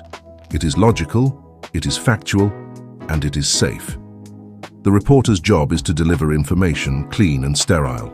So when asked, how was your day? The reporter responds with a verbal spreadsheet of events. It was okay, I woke up at 7. I had a meeting at 9 that ran a bit long. Then I worked on the quarterly budget report for a few hours, which was pretty tedious. I grabbed a sandwich for lunch at my desk. The afternoon was mostly answering emails. Then I drove home, and the traffic was a bit heavy. Now I am here. This report is factually accurate, every word of it is true, and it is utterly profoundly boring. It creates no emotional connection. It offers no hooks for the other person to grab onto. It is a conversational dead end. The listener can only respond with a polite nod and a generic, "Oh, sounds like a busy day." The conversation has flatlined. You have successfully reported the facts of your existence, but you have failed to share the experience of your life. Now, let's look at the path of the storyteller. The storyteller understands a fundamental truth about human beings. We do not connect with data, we connect with emotion. We do not remember facts, we remember feelings. The storyteller knows that a conversation is not about the exchange of information, but about the exchange of experience. So when the storyteller is asked, "How was your day?" they do not provide a chronological log of events. They scan their day not for the facts, but for a feeling. They look for a single small moment of surprise, frustration, joy, or absurdity. They choose to share one small experience instead of a dozen empty facts. So the storyteller might say, "It was a pretty wild day, actually. I was in the middle of this incredibly serious budget meeting. You know, one of those where everyone is trying to look super professional. I'm taking a sip of my coffee, and for a reason I still cannot comprehend, the lid decides to pop off. It was like a slow-motion movie. This arc of hot coffee flies through the air and lands directly on my boss's perfectly white shirt. There was this moment of complete, horrified silence where everyone just froze, and all I could think was, well, I guess I am not getting that promotion. Look at the difference. This story is not about the whole day. It is about a 10-second event. But it has everything. It has a setting, the serious meeting. It has a character, the professional boss. It has an unexpected incident, the coffee explosion. And most importantly, it has an emotional takeaway, the feeling of horror and the funny, self-deprecating thought. This story is a gift to the listener. It is relatable. We have all had clumsy, embarrassing moments. It is visual. They can picture the scene in their mind. It is emotional. They can feel the second-hand panic and the humor. It gives them a dozen things to respond to. They can laugh. They can ask, "Oh my gosh, what did he do?" They can share their own story of a similar embarrassing moment. You have not just answered the question. You have opened up a rich new avenue of conversation. You have stopped being a reporter of facts and have become a sharer of life. This is the single most powerful shift you can make to become a more engaging and connected person. To understand why this shift is so powerful, we need to understand a little bit about how our brains are built. Our brains are not designed to process and retain long lists of abstract facts. They are designed for narrative. For thousands upon thousands of years, before the written word, before spreadsheets and PowerPoint presentations, the primary technology for transmitting wisdom, culture, values, and survival strategies was the story. The history of the tribe was not written in a textbook. It was told around the campfire. The warning about the dangerous predator was not in a memo. It was embedded in a terrifying tale. The moral lesson was not in a list of rules. It was woven into a fable. Our brains evolved to pay special attention to stories because stories were, quite literally, how we survived. A story engages far more of the brain than a simple recitation of facts. When you hear a list of data, a small part of your brain's language processing center, Broca's area and Wernicke's area, lights up. It is a very localized clinical activity. But when you hear a story, your brain comes alive. If I tell you about the smooth, cool feel of a river stone, the sensory cortex in your brain, the part that processes texture and temperature, activates. If I describe running through a field, your motor cortex, the part that controls physical movement, begins to fire. When you listen to a well-told story, your brain patterns begin to synchronize with the storyteller's brain. This phenomenon, discovered by researchers at Princeton University, is called neural coupling. It is a mind meld. For a few moments, your brain is experiencing the story in a way that is remarkably similar to the way the storyteller's brain is. You are not just hearing their experience. In a very real neurological sense, you are living it with them. This is the biological basis of empathy and connection.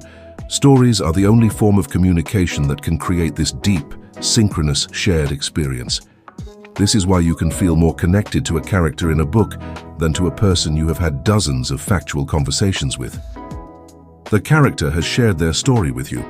Now at this point, Frank, the inner critic whom we met in a previous chapter, is probably screaming in your ear. He is saying, "This is all well and good for other people, but my life is boring. Nothing interesting ever happens to me. I do not have any stories to tell. I do not fight dragons or travel to exotic lands. I just go to work and come home." Who would want to hear about that? This is perhaps the most common and most debilitating myth about storytelling. It is the belief that a story needs to be epic to be worthy of being told. This is completely, 100% false. A story's power does not come from the grandness of its plot. It comes from the authenticity of its emotion. A small, relatable story about being frustrated at the self-checkout machine at the grocery store is infinitely more connecting than a braggy, impersonal story about your luxurious vacation. Why? Because everyone has felt that frustration. The small story is a bridge that connects your human experience to their human experience. Your life is not boring. You are just not paying attention to the right things. You are scanning your life for blockbuster movie plots, when you should be looking for the small human moments that make up the texture of your days. Stories are everywhere. They are in the tiny victories, the minor annoyances, the strange coincidences, the unexpected kindnesses, and the funny observations. Your life is a goldmine of story material. You just need to learn how to be a better miner. You need to learn to see your own life through the eyes of a storyteller. A storyteller knows that the most mundane situations are often the most fertile ground for connection. Let's take some seemingly boring everyday scenarios and see how a storyteller could find the gold. Scenario: you were stuck in traffic. The reporter: the traffic was terrible on the way here. It took me an extra 30 minutes. The storyteller: I was in the most unbelievable traffic jam. I was at a complete standstill and I looked over at the car next to me. The driver, this older woman, was full-on rocking out. I mean headbanging, playing the air drums on her steering wheel, singing at the top of her lungs. She was having the time of her life, and it just made me laugh. I thought, she has figured it out. She has figured out how to deal with traffic. Scenario: you went to the gym. The reporter: I went to the gym this morning. I did the treadmill and some weights. The storyteller: I had the most humbling experience at the gym today. I decided I was going to try a new weight machine. I sat down feeling pretty confident, and I could not figure it out for the life of me. I was pushing and pulling all the wrong things. I must have looked like I was trying to wrestle an octopus. Finally, this tiny 90-year-old woman came over, patted me on the shoulder and said, "Here, honey, let me show you." It was the highlight of my day. Scenario: you tried a new recipe.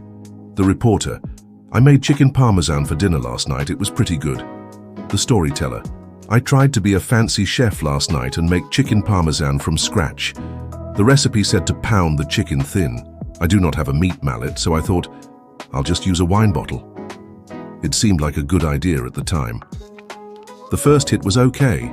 The second hit, the bottle slipped out of my hand, flew across the kitchen, and shattered a picture frame on the wall. So we ended up ordering pizza, but for a second there, I felt like a real chaotic Italian nonna. In each of these examples, the event itself is trivial, but the storyteller found the human element, the humor, the humility, the shared experience of feeling silly or being surprised. This is your mission. To stop overlooking the small stories that fill your life and to start collecting them. They are the currency of connection. So how do we do it? How do we take a moment from our day and shape it into a compelling story? We need a simple structure, a recipe to follow. While epic novels have complex plot structures, the simple stories of connection can be built on a three-part framework that I call the setup, the incident, and the reflection. Part 1. The setup. This is where you quickly and efficiently paint the picture of the normal world. You establish the context. Where were you? What were you doing? And most importantly, what was your expectation? The setup should be brief and to the point. It is the before picture. It establishes a baseline of normalcy against which the unexpected event can stand out. It is the ordinary world before the adventure begins. Examples of a setup. So, I was in my weekly team meeting, just trying to stay awake. I was at the grocery store, minding my own business, just trying to find ripe avocados. I was walking my dog on our usual route, the one we take every single morning. The key to a good setup is that it is relatable and establishes a clear expectation. The expectation in the meeting is boredom. The expectation at the grocery store is a mundane chore. The expectation on the dog walk is routine. Part 2. The incident. This is the heart of the story. This is the hiccup, the surprise, the pattern interrupt. This is where the unexpected happens. The incident is what makes it a story and not just an observation. Something goes wrong or something goes right in a surprising way. The coffee spills, the old woman helps you at the gym. The wine bottle flies across the room. The incident is the moment of conflict or transformation, no matter how small. It is the pivot point of the narrative. When describing the incident, it helps to use sensory details. What did you see, hear, or feel? This helps the listener's brain to activate and experience the moment with you. Instead of saying the coffee spilled, you say, I saw this slow-motion arc of brown liquid fly through the air. This creates a much more vivid mental picture for the listener. The incident is the part of the story that makes the listener lean in and ask, what happened next? Part 3. The reflection. This is the most important part of the story for building connection, and it is the part that most people leave out. The reflection is where you share the meaning of the story. It is the punchline, the moral, the takeaway. It is where you answer the listener's unspoken question. Why are you telling me this? The reflection is where you share your emotional response. How did the incident make you feel? What did it make you think? What did you learn from it? This is the part of the story where you offer your vulnerability. You are not just reporting on an external event. You are sharing your internal experience of that event. Examples of a reflection. And I just felt this wave of relief, realizing that everyone is just figuring things out as they go. It was just a good reminder for me to not take myself so seriously. And it made me realize how much I appreciate the small, kind gestures from strangers. The reflection is what gives your story a soul. It transforms it from a piece of amusing trivia into a moment of shared human experience. It is the part that sticks with the listener long after the details of the incident have faded. It is the bridge that connects your heart to theirs.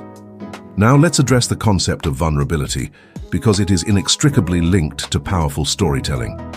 The word vulnerability can be scary. It brings up images of weakness, of oversharing, of emotional baggage. But that is a misunderstanding of what true vulnerability is. The researcher and author Brené Brown, who has spent her career studying this topic, defines vulnerability as uncertainty, risk, and emotional exposure. Telling a small personal story is an act of emotional exposure. You are sharing a moment of imperfection, of silliness, of humanity. And this is precisely why it is so powerful. When you share a story of a clumsy or embarrassing moment, you are sending a powerful message. I am not perfect. I make mistakes. I am human. This gives the other person a massive gift. It gives them permission to be imperfect and human too. It lowers the social pressure and creates a space where both of you can take off your masks of perfection and just be real with each other.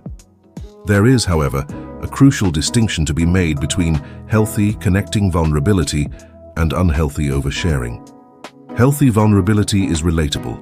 It is sharing the common human emotions of feeling awkward or silly or frustrated or proud of a small accomplishment. It is appropriate for the context of the conversation.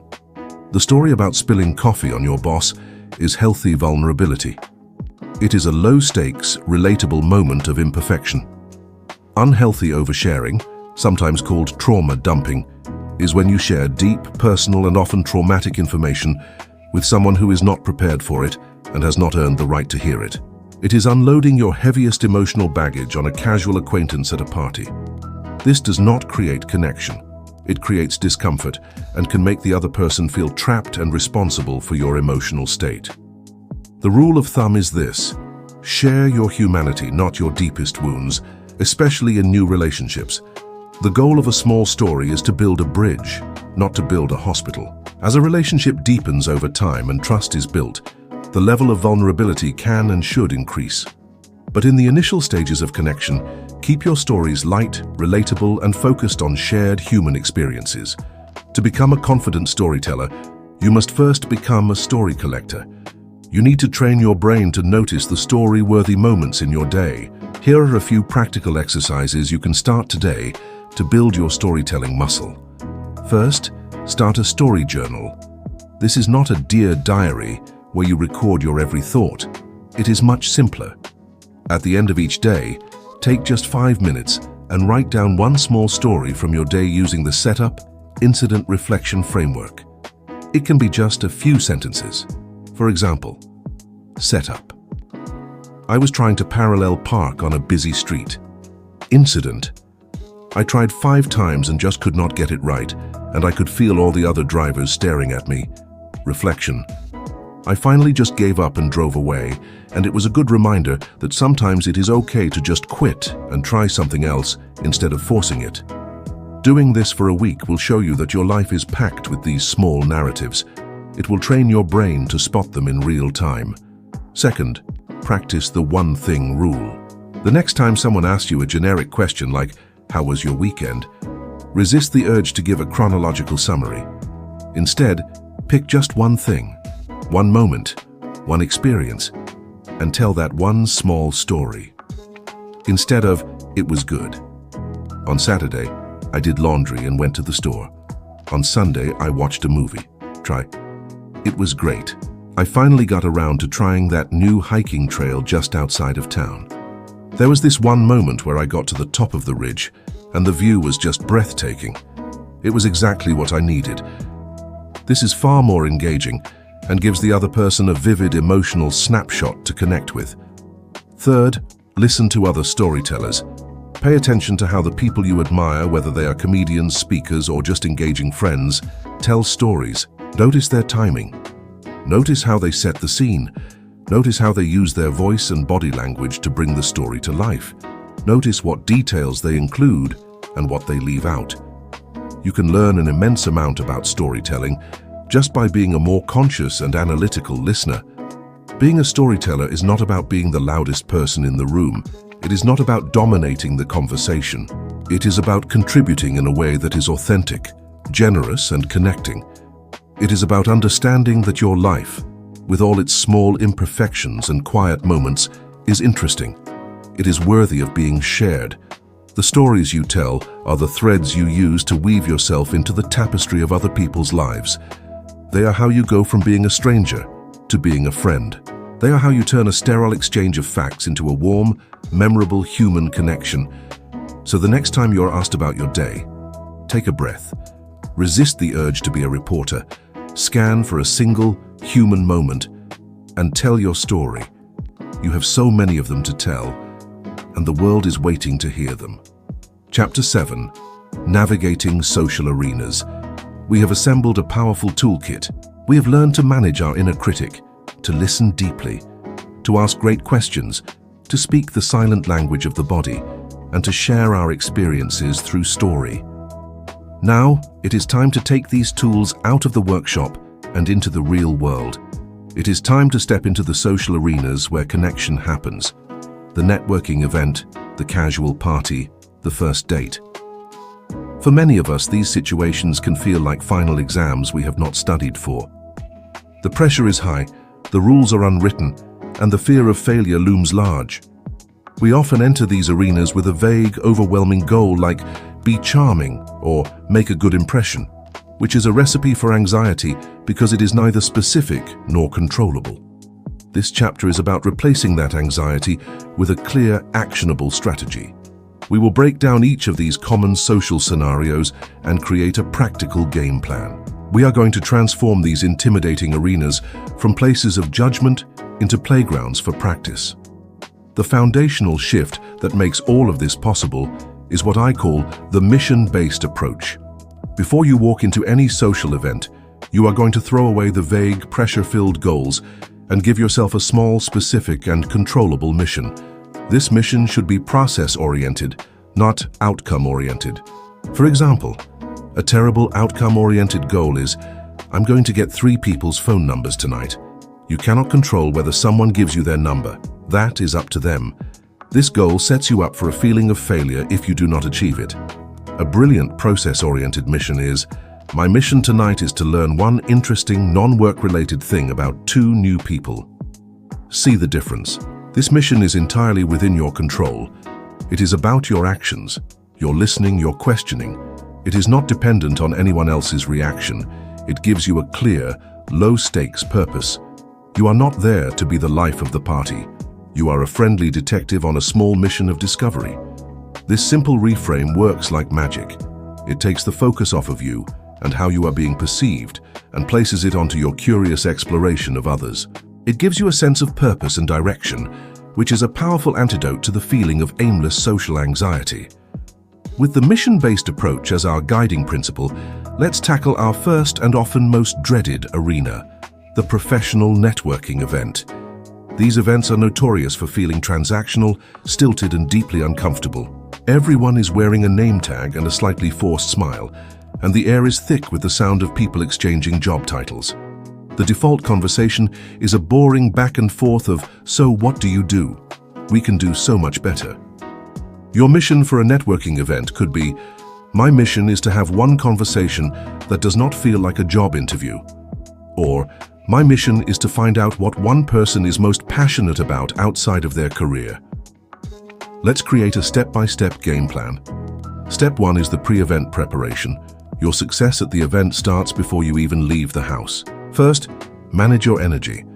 If you are more introverted, do not schedule a networking event on a day that is already packed with draining meetings.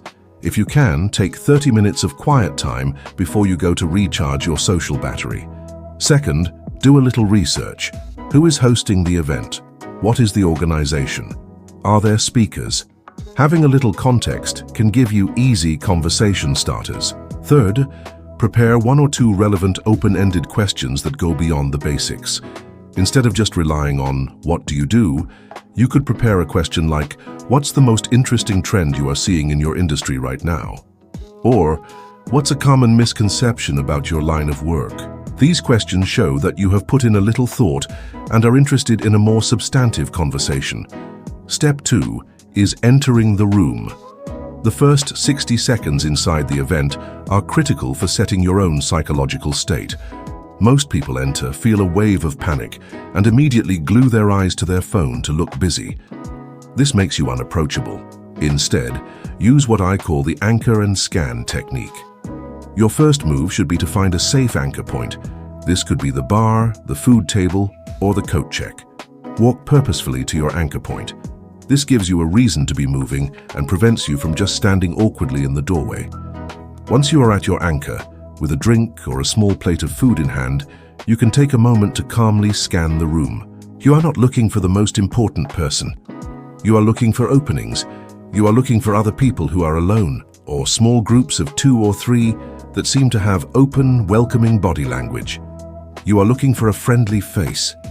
This calm, deliberate approach projects confidence and gives you a moment to get your bearings before you engage. Step 3 is initiating contact. This is often the most intimidating part. How do you break into a conversation? Let's look at a few scenarios. The easiest target is another person who is standing alone. They are often just as nervous as you are and will be relieved that someone has approached them. A simple, warm smile and a low-stakes opening line is all you need. You can use an environmental observation. This is a great venue. Have you been here before? Or you can be direct and friendly. Hi, I am Alex. I do not think we have met. Joining a group that is already talking is a bit more advanced but highly learnable. The key is to approach the group slowly and listen from the periphery for a moment. This is a polite way to show you are interested without interrupting. Wait for a natural pause in the conversation. Then, make eye contact with one of the more friendly-looking members of the group and offer a simple, "Mind if I join you?" Once you are in, do not feel the need to speak immediately. Your first job is to just listen, to get the lay of the land. Then you can contribute by asking a question related to what they were just discussing. Step 4 is the conversation itself. You have successfully made contact. Now what? This is where your tools come into play. Your first goal is to pivot away from the dreaded, "So what do you do?" trap as quickly as possible. When they ask you what you do, give them a one-sentence answer, and then immediately pivot to a more interesting Level 2 question. For example, I work in marketing at a tech company, but what I find really fascinating is the psychology behind why people make the choices they do. What's a part of your work that people might find surprisingly interesting? This immediately elevates the conversation. Use the question, listen, share rhythm we have discussed. Ask a great question. Listen deeply to the answer. Then, share a brief, relevant story or thought of your own to create a sense of reciprocation. In a professional context, your stories should generally be about small successes, interesting challenges, or funny workplace observations. They should position you as competent and relatable. Remember your mission. If your mission is to find out about their passions outside of work, you can ask, when you are not busy with their job, what do you spend your time thinking about? Step 5 is the graceful exit and the follow-up. Knowing how to end a conversation is just as important as knowing how to start one. You do not want to be trapped talking to the same person all night, and you do not want to just awkwardly shuffle away. You need a clean, polite exit strategy. The best exit lines are positive and forward-looking.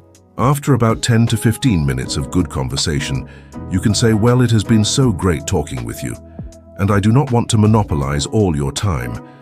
I am going to mingle a bit more, but I would love to connect on LinkedIn." Or, "I know we are both here to meet a few people, so I will let you go, but thank you for a really interesting conversation." The key is to be the one to end it on a high note. Then the follow-up is crucial. If you made a good connection, send that LinkedIn request or a brief email the next day. And do not just send a generic request. Reference your conversation. "Hi Sarah, it was a pleasure meeting you at the XYZ event last night. I really enjoyed our chat about the future of renewable energy. I would love to stay connected." This callback proves you were listening and solidifies the connection. Now let's shift arenas to the casual social gathering. This could be a friend's birthday party, a holiday gathering, or a summer barbecue. The context is different.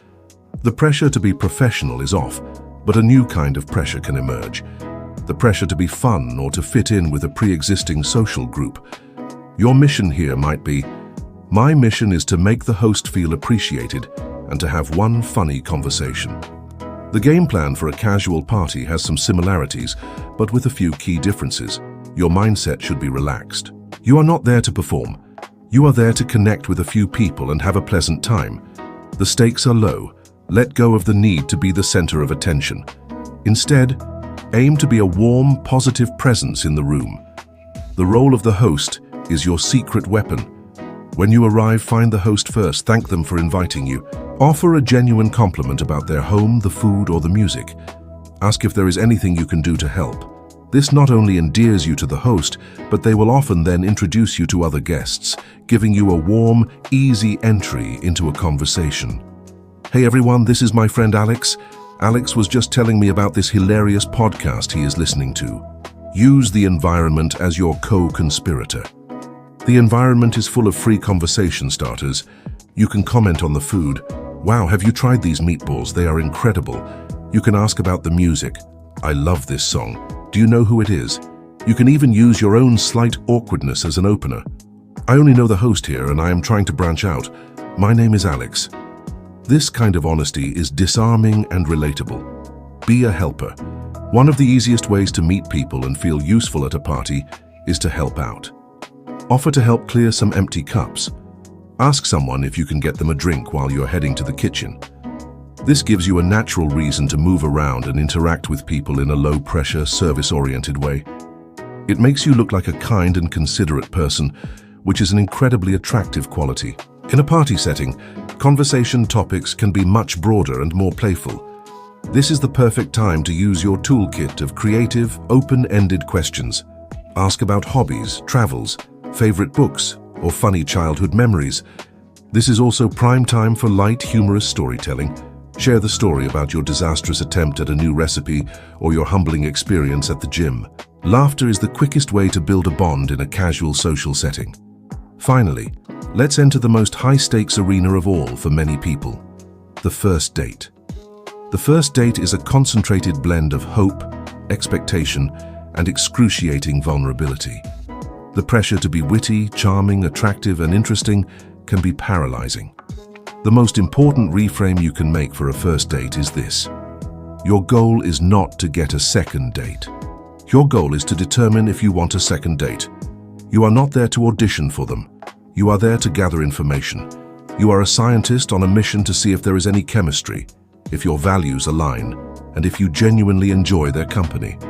This shift from being the performer to being the assessor takes a huge amount of pressure off. Your mission for a first date.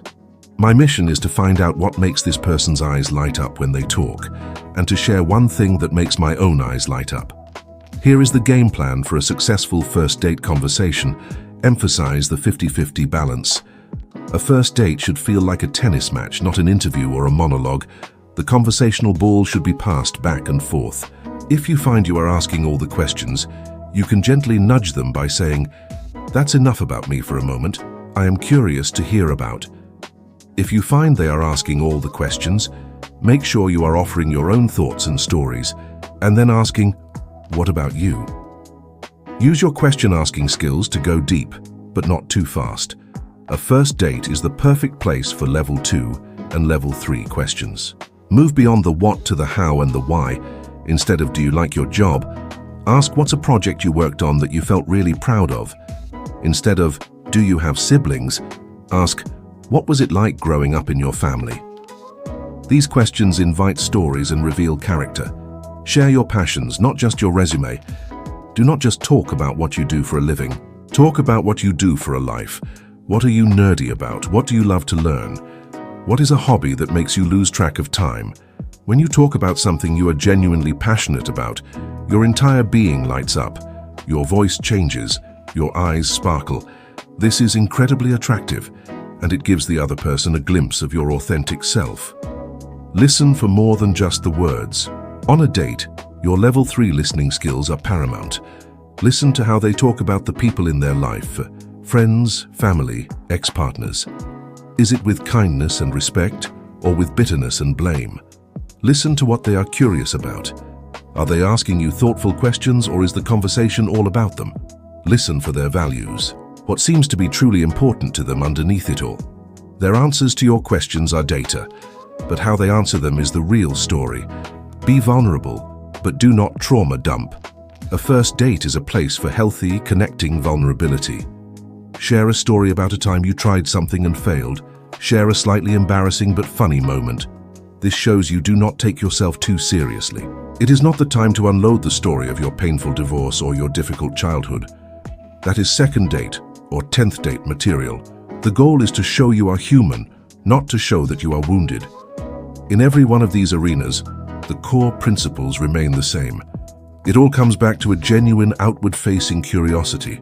It all comes back to the courage to be present, to listen deeply, and to share a small piece of your authentic self. These social events are not tests you can pass or fail. They are opportunities.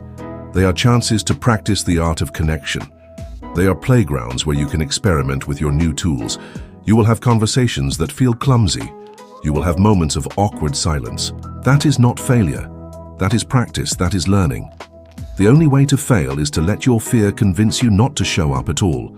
So choose your mission, take a breath, and step into the arena. There are fascinating people in there, waiting to connect with you. Chapter 8. Handling awkwardness and graceful exits. In our journey so far, we have built a beautiful, sturdy vehicle for connection. We have an engine of curiosity, wheels of open-ended questions, a chassis of open body language, and the high-octane fuel of storytelling. But even the most skilled driver with the best car will eventually encounter a pothole, a speed bump, or a sudden, unexpected dead end. In conversation, these are the moments of awkwardness, the awkward silence that stretches for an eternity, the joke that lands with a thud. The moment you realize you have been talking about a topic the other person clearly finds excruciatingly boring, or the moment you have simply run out of things to say and are desperately searching for an escape hatch. These moments are an inevitable part of human interaction.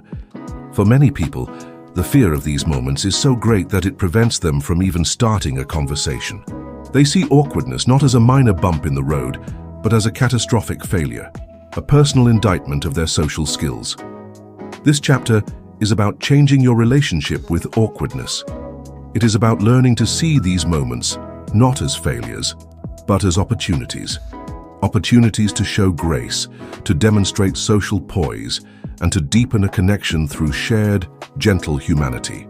We will learn to disarm the awkward silence, to pivot gracefully away from conversational cul-de-sacs, to disagree without being disagreeable, and to master the fine and crucial art of the graceful exit.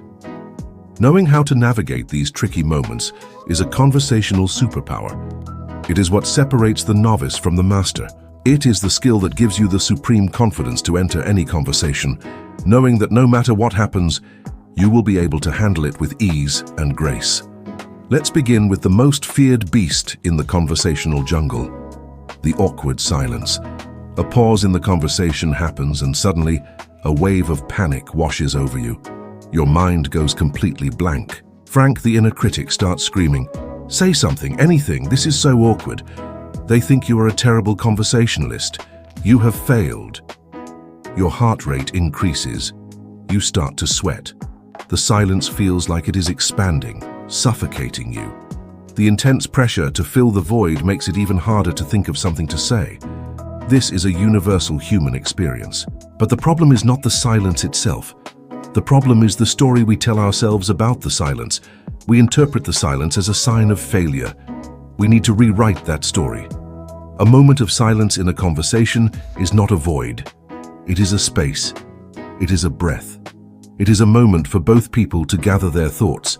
It can be a sign of comfort, not awkwardness. Think about the people you are most comfortable with in your life, your closest friends or family. You can sit with them in comfortable silence for minutes at a time, and it does not feel weird at all.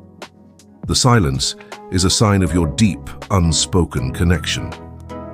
While you may not reach that level with a new acquaintance, you can still begin to reframe silence as a neutral or even positive part of the interaction. It is not a conversational emergency. It is just a pause. One of the most powerful ways to handle an awkward silence is to simply acknowledge it with warmth and humor. By naming the elephant in the room, you rob it of its power. You can smile, make eye contact, and say something gentle and self-aware. For example, "Wow, my mind just went completely blank for a second there. What were we just talking about?" Or with a little chuckle, "Well, I think we have reached the first comfortable silence of our new friendship." Or even, "I have completely lost my train of thought. It was a good one, I promise." This kind of comment is incredibly disarming. It shows that you are confident and self-aware enough not to panic. It breaks the tension instantly. It communicates, "Hey, we are just two humans having a conversation, and sometimes the words run out." It is not a big deal. More often than not, the other person will feel a wave of relief, laugh, and a new, more relaxed conversational thread will emerge from that shared moment of humanity. You have not just survived the silence, you have used it to build a stronger connection. Another strategy is to use the silence as your cue to ask a new, expansive question. This requires you to have a few good, open-ended questions in your back pocket, as we discussed in Chapter 4. The silence can be your signal that the current topic has run its course, and it is time to open a new door. The key is to make the transition feel natural, not abrupt. You can use a gentle pivot phrase. For example, "So on a completely different note, I have been meaning to ask you," That reminds me of something I've been curious about lately. Changing gears for a moment, what's something exciting you're looking forward to this year? The silence is not a problem to be solved. It is a signal to be acted upon. It is the conversation's way of telling you it is time for a new direction. By having a plan, by having a few good questions ready, you can transform a moment of potential panic into a moment of poised leadership. You are calmly and confidently steering the conversation into a new, more interesting territory. Now, let's talk about a related challenge, the conversational dead end. This is not just a silence. It is a situation where the topic has been exhausted, or you have hit a point of fundamental disagreement, or you realize the other person has zero interest in what you are talking about. You can feel the energy draining out of the conversation. It is like driving down a street that gets narrower and narrower until it just ends in a brick wall. Your instinct might be to panic and try to smash through the wall, desperately trying to keep the dead topic alive. A much more effective strategy is to execute a graceful U-turn. This is the art of the pivot. A pivot is a technique for smoothly transitioning from one topic to another. It relies on finding a bridge word or a bridge concept in the last thing that was said, and using that to link to a new topic. Let's say you have been talking about a TV show that you love, but you can tell from the other person's blank expression and one-word answers that they have never seen it and do not care about it. You are at a dead end. Instead of continuing to talk about the show, you can listen for a bridge word. Maybe you just said the main character has to travel to all these different locations. The word travel is your bridge. You can pivot by saying, "Speaking of travel, that reminds me, I heard you went on an amazing trip to Costa Rica last year. What was that like?" You have used a single word to seamlessly move from your dead-end topic to a topic that is all about them, which is almost always a welcome shift. Sometimes the pivot needs to be more direct.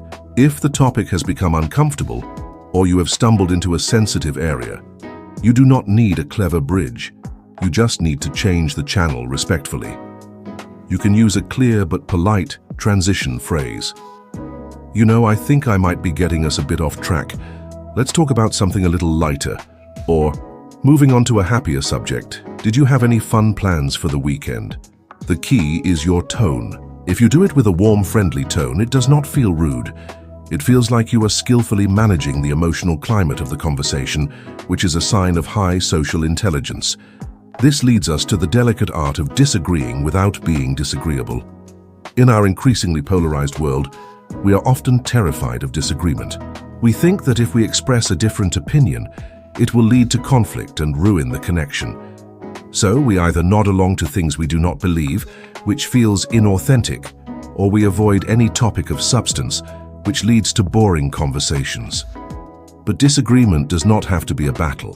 It can be a fascinating exploration of different perspectives, and it can actually deepen respect if handled correctly. The key is to separate the person from the opinion. You can respect the person while still disagreeing with their idea. The most powerful technique for disagreeing gracefully is the feel, felt, found method, often used in sales and therapy. It is a three-step process for validating the other person's perspective before you introduce your own. Step 1. Feel. This is where you express empathy and understanding for their point of view. You show them that you have truly heard them. You can say, "I can completely understand why you feel that way," or "That makes a lot of sense. I can see your point." This step is crucial. It lowers their defenses because you are not immediately attacking their position. You are validating it. Step 2. Felt. This is where you create a bridge of commonality. You show that their feeling is a normal one that you or others have also experienced. You can say, "A lot of people I know have felt the same way," or "I actually felt that way for a long time myself." This builds a sense of shared experience rather than opposition. Step 3. Found. This is where you gently introduce your own perspective, framed as a personal discovery. You are not stating your opinion as an objective fact. You are sharing your own journey to a different conclusion. You can say, "But what I have found is that when I look at it from this other angle," or "and then I came across this piece of information that made me see it a bit differently." Let's see it in action. Suppose someone says, "I think going to the office every day is a complete waste of time." everyone should work from home permanently. A confrontational response would be, "You are wrong. Working in an office is essential for collaboration." A graceful, feel, felt, found response would be, "I can totally understand why you feel that way. The commute is a killer, and it is so easy to get distracted. For a while, I felt the exact same way. I thought I would be happy working from home forever. But what I have found, personally, is that I really miss the spontaneous creativity that comes from just bumping into colleagues in the hallway." It is a tricky balance, isn't it? This response validates their feeling, builds a bridge, and presents your own view as a personal finding, not a universal truth. It ends with a question that invites collaboration rather than conflict. This technique allows you to be authentic to your own beliefs without bulldozing the other person's. It turns a potential argument into a nuanced, respectful discussion. Finally, we arrive at the skill that ties all of this together, the art of the graceful exit. Every conversation must end. Knowing how to end it on a high note is just as important as knowing how to start it. Many people are terrible at this. They either let a conversation drag on for way too long until it dies a slow, painful death, or they exit so abruptly that it leaves the other person feeling dismissed. A graceful exit leaves the other person feeling good about the conversation and good about you. It solidifies the connection you have just built. The number one rule of a graceful exit is to be the one to initiate it while the conversation is still good. Do not wait until you have both run out of things to say and are standing there in an awkward silence. You want to end on a peak, not in a valley. This leaves the other person with a positive final impression and often makes them wish the conversation could have continued, which is a wonderful feeling to leave someone with. Think of it like a great stage performer. They always leave the audience wanting more. To execute a graceful exit, you need a few key components. First, a pre-exit signal. This is a small verbal cue that you're beginning to wrap things up. It prepares the other person for the end of the conversation, so it does not feel sudden. You can say something like, "Well, I know I have to let you go in a minute, but before I do..." This signals the end is near, but gives you a moment for one final question or comment. Second, a positive affirmation. You want to affirm the person and the conversation. You want to let them know you enjoyed it. This is crucial for making them feel valued. You can say, "It has been so great talking with you," or "I have really enjoyed this conversation." Or to be even more powerful, you can make a specific callback to something you discussed. "I really loved hearing about your trip to the mountains. It has inspired me." Third, a reason for leaving. This does not have to be a long, elaborate excuse. In fact, simpler is better. You are just giving a social justification for the exit. At a party or networking event, your reason is almost always to continue mingling. You can say, "I should let you go and mingle with some other folks," or "I'm going to make a quick trip to the bar restroom, but..." In a one-on-one situation, your reason can be about respecting their time or your own schedule. "I do not want to take up your whole evening," or "I have to get going to my next appointment." Fourth, a forward-looking statement. This is where you indicate your desire for a future connection, if that is what you want. This is what separates a warm exit from a cold one. You can say, "I hope we can continue this conversation again soon." Or, "It was great to meet you. Hopefully I will see you at the next event." Or if you want to be more concrete, "I would love to connect on LinkedIn. Let's put it all together into a few seamless exit scripts you can adapt." The mingler's exit for parties and events. Pre-exit. "Well, I know we both came here to meet a few people." Affirmation. "But I have to say, this has been a highlight. I really enjoyed our chat." Reason. "I'm going to let you go so we can both circulate a bit." Forward look. "But it was a real pleasure to meet you. Hope you have a great rest of the night." The respectful exit for one-on-one coffee chats or informational interviews. Pre-exit. "I see we are getting close to the end of our time." Affirmation. "And I just want to say thank you so much. This has been incredibly helpful, interesting." Reason. "I know you are very busy, so I want to be respectful of your time." Forward look. "I would love to keep in touch. Would you be open to connecting on LinkedIn?" The "I must go" exit, when you genuinely have to leave. Pre-exit. "Oh wow, look at the time." Affirmation. "This has been so much fun. I completely lost track. Reason: unfortunately, I do have to run to my next commitment. Forward look. But can we please do this again soon? Let's check our calendars next week. Practicing these skills, disarming silence, pivoting, disagreeing gracefully, and exiting with poise, is what builds true conversational confidence. It is the safety net that allows you to take more risks. When you know you can handle any awkward moment, you become less afraid of having them. You can be more playful, more curious, and more authentic because you are not constantly worried about things going wrong. You develop a sense of resilience. A bad moment in a conversation is no longer a catastrophe. It is just a moment. A moment you know exactly how to handle. Your mission this week is to embrace the awkward. When a silence happens, try just smiling through it for a few seconds before speaking. If a topic dies, try to consciously use a pivot. And in your next social setting, be the first one to execute a graceful exit. See how it feels to be the one in control, to end the interaction on a confident, positive note. You are not just learning to talk to people, you are learning to dance with them. And now you know the steps for even the trickiest parts of the song. Chapter 9. From conversation to connection, we have reached the pinnacle of our journey. We have learned how to initiate conversations, how to sustain them, and how to navigate their challenges. But a single wonderful conversation is like a single beautiful firework. It lights up the sky for a brilliant moment, elicits a gasp of delight, and then it fades back into the darkness. It is a memorable event, but it is not a lasting source of light or warmth. The ultimate goal of mastering the art of conversation is not just to create a series of brilliant, fleeting moments with strangers. It is to learn how to tend to those initial sparks and nurture them into the steady, enduring flames of genuine connection. It is the process of turning a great conversation into a meaningful relationship, whether that is a new friendship, a trusted professional alliance, or a budding romance. This is the alchemy of connection. This chapter is about how to make the magic last. The most critical and most frequently neglected step in this entire process is the follow-up. A great conversation plants a seed. The follow-up is the water that allows that seed to germinate.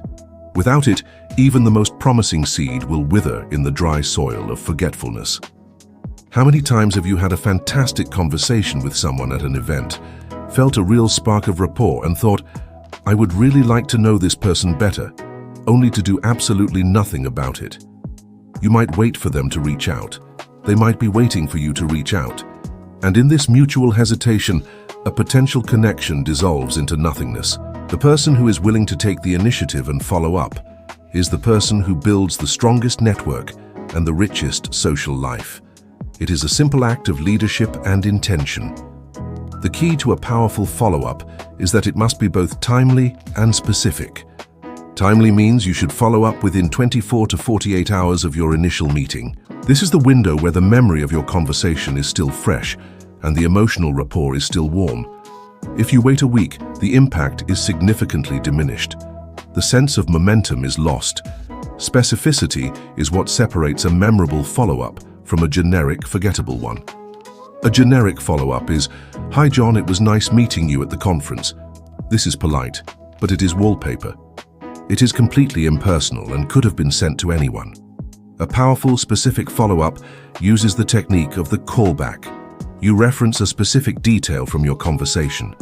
This is the ultimate proof that you were not just hearing them, you were listening.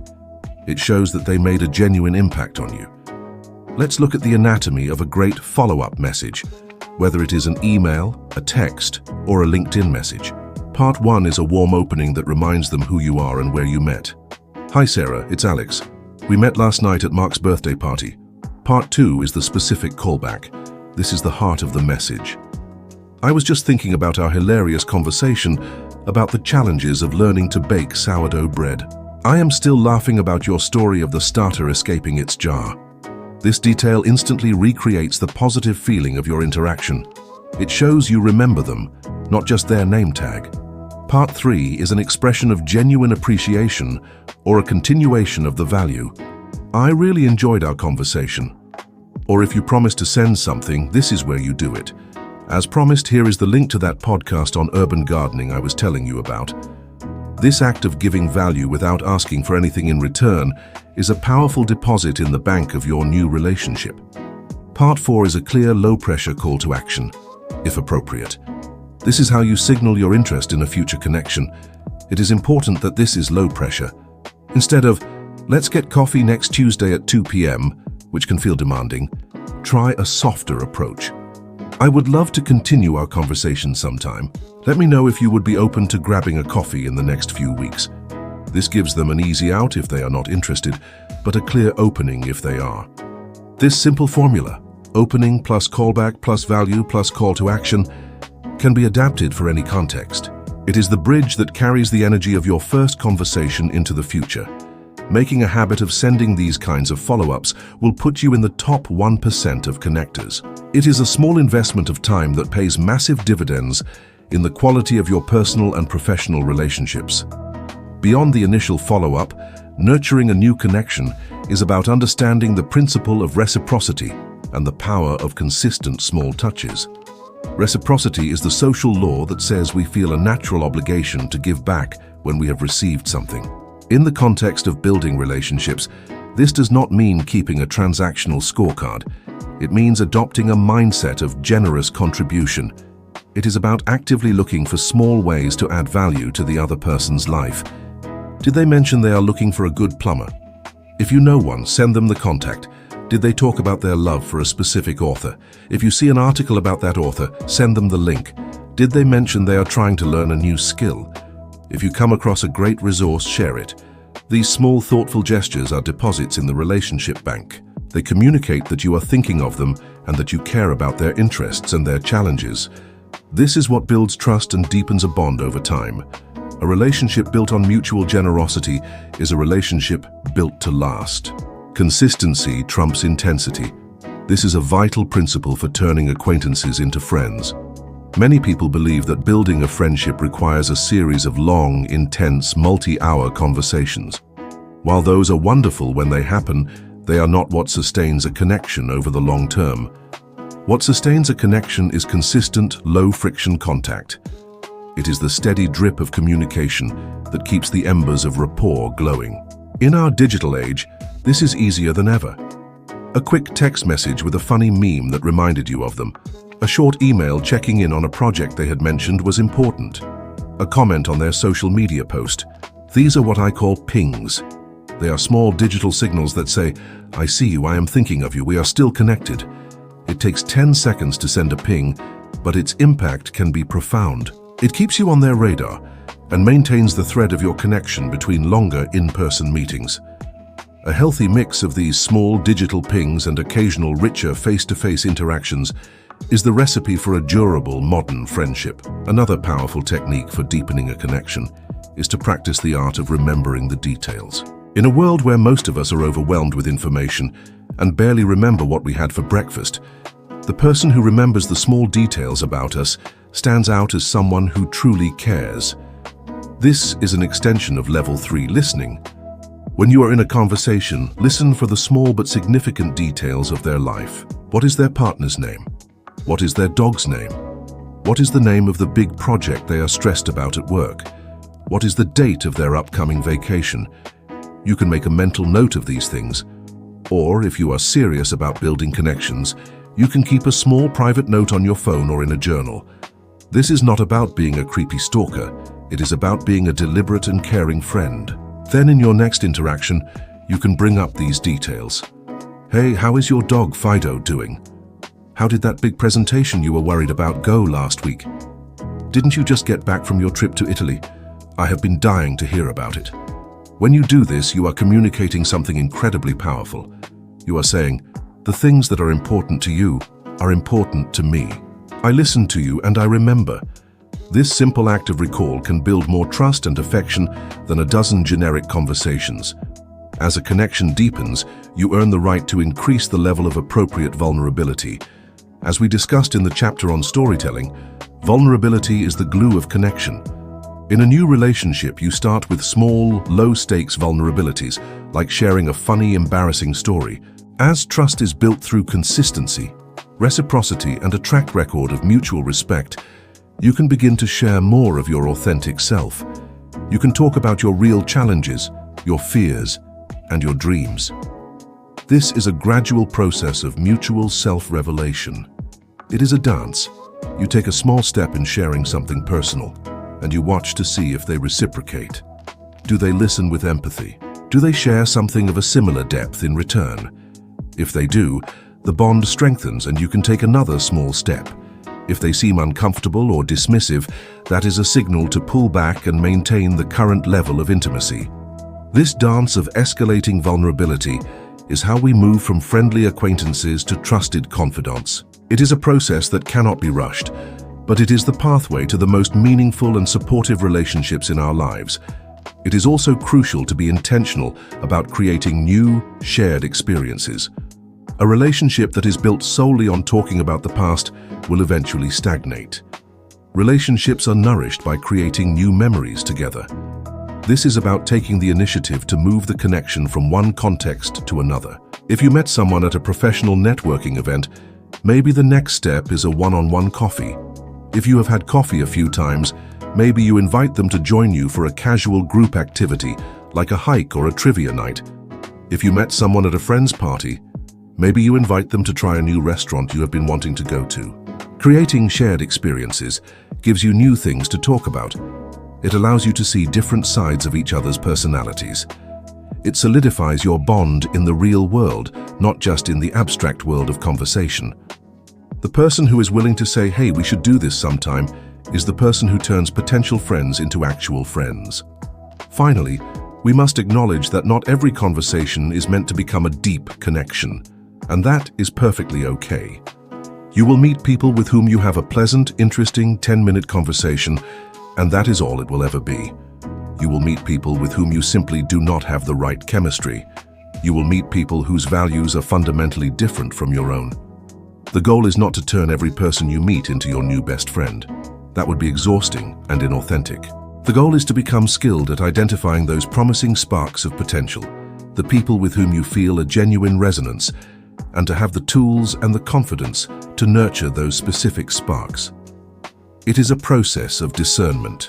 Part of mastering connection is also knowing when to let go, when to be content with a pleasant but fleeting interaction, and to save your precious time and energy for the connections that have the potential to truly enrich your life.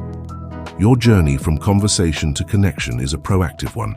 It is not passive, it does not happen by accident. It happens through intention, through courage, and through a series of small, consistent, thoughtful actions. It begins with the courage to send a follow-up. It is nurtured by the generosity of adding value. It is sustained by the discipline of consistent contact. It is deepened by the care of remembering the details and the bravery of sharing your authentic self. And it is solidified by the joy of creating new memories together. This is the work of building a rich and fulfilling social life. It is the work of creating your own tribe. The conversations you have are the doorways, but it is you who must choose to walk through them, to see what lies on the other side, and to build a home there. The tools are now in your hands. The rest is up to you. Chapter 10. Your Lifetime of Connection. We have reached the end of this book, but we are at the very beginning of your journey. We have traveled far together. We started by confronting the greatest obstacle to connection, the fearful, critical voice inside our own heads. We learned that the secret to silencing that voice was not to fight it, but to shift our focus from a desire to be interesting to a deep, genuine curiosity to be interested. We discovered the quiet superpower of deep listening, learning to hear not just the words people say, but the music of the emotions and meanings behind them.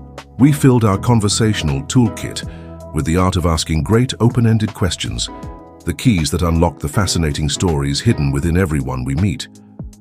We learned to speak the silent, powerful language of the body, aligning our physical presence with our intention to connect.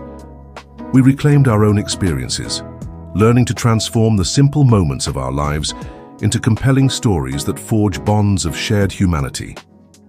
We developed practical game plans for navigating the most intimidating social arenas. We learned to handle the inevitable moments of awkwardness with grace and to end our conversations with poise, leaving people feeling better for having spoken with us. And finally, we learned how to nurture a fleeting spark of rapport into the lasting, steady flame of a true connection. You now possess a comprehensive blueprint for mastering the art of conversation and connecting with anyone, anywhere. But a blueprint is not a building. The map is not the territory.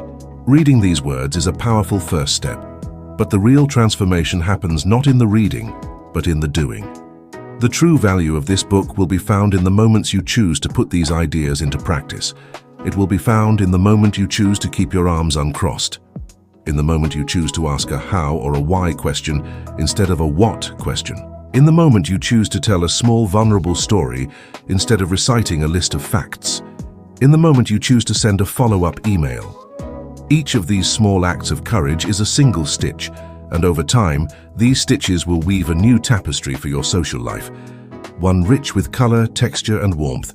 I want to be very clear about something. The goal of this journey is not perfection, it is progress. You will have conversations that feel clumsy. You will forget to ask open-ended questions. You will catch yourself listening at level 1, just waiting for your turn to talk. You will have a story fall flat. You will have an awkward silence that you do not handle with perfect grace. This is not only okay, it is a guaranteed part of the process. Please do not let these moments discourage you. Do not let them be evidence for your inner critic to use against you. Every master of every skill was once a clumsy, fumbling beginner. The world's greatest musician once played screeching, terrible notes. The world's greatest chef once burned the toast. The world's greatest conversationalist once stood awkwardly in a corner, terrified to say hello. The difference between the master and the eternal amateur is not a lack of mistakes. It is the resilience to learn from those mistakes and to keep practicing. Be compassionate with yourself. Treat this as a practice like yoga or meditation. Some days you will feel flexible and balanced. Other days you will feel stiff and wobbly. The goal is not to have a perfect practice every day. The goal is to simply keep showing up to the mat. Celebrate your small victories. Did you make eye contact with the barista today? Victory. Did you ask one good follow-up question in a meeting? Victory. Did you survive a 5-minute conversation at a party? Victory. These small wins, when acknowledged and celebrated, build momentum. They build a new identity. You start to see yourself not as someone who is bad with people, but as someone who is practicing the skill of connection. This is a profound and life-altering shift in self-perception. I also want you to consider the ripple effect of this practice. Learning to be a better conversationalist is not a selfish act. It is an act of profound generosity. In a world that feels increasingly lonely, distracted, and divided, every single time you create a moment of genuine human connection, you are doing more than just making yourself feel good. You are giving an incredible gift to the person you are with. You are giving them the gift of being seen, the gift of being heard, the gift of feeling, for a few moments, that they matter, that their story is worth listening to, that they are not alone. That person will then carry the warmth of that interaction with them into their next conversation. They will go home and be a little kinder to their partner. They will be a little more patient with their children. They will be a little more open with their friends. Your single act of conscious connection does not end with you. It ripples outward, touching lives in ways you will never even know. By healing your own sense of disconnection, you become a healer of the disconnection in the world around you. You become a small but powerful node in a growing network of empathy and understanding. You are, quite literally, making the world a slightly less lonely, more connected place, one conversation at a time. This journey is a lifetime practice. It is not a course you can complete or a test you can pass. It is a way of being in the world. It is a commitment to choosing curiosity over fear, again and again. It is a commitment to seeing the humanity in every person you meet and allowing them to see the humanity in you. The beautiful thing is, the opportunities to practice are endless. Every single day you are presented with a dozen chances. The person who takes your coffee order, the colleague you pass in the hallway, the neighbor you see while checking the mail, the person sitting next to you on the bus. Each one is a potential partner for a small dance of connection. Each one is a chance to practice a smile, a question, a moment of listening. The ability to connect was inside you all along. This book has not given you anything you did not already have. It has simply given you the tools to uncover it, to polish it, and to use it with confidence and intention. The world is not a scary, judgmental audience. It is a vast library filled with the most incredible, fascinating, heartbreaking, and hilarious stories you can imagine. And now, you hold the library card. You have the key. All you have to do is be curious enough to turn it and present enough to listen to the story that unfolds. The tools are yours. The path is clear. Your lifetime of connection starts now. Go start a conversation. Thank you for joining me on this journey. But the conversation does not have to end here. To continue exploring ideas on connection, communication, and living a more inspired life, make sure you subscribe to AudioWaves. Thanks for watching.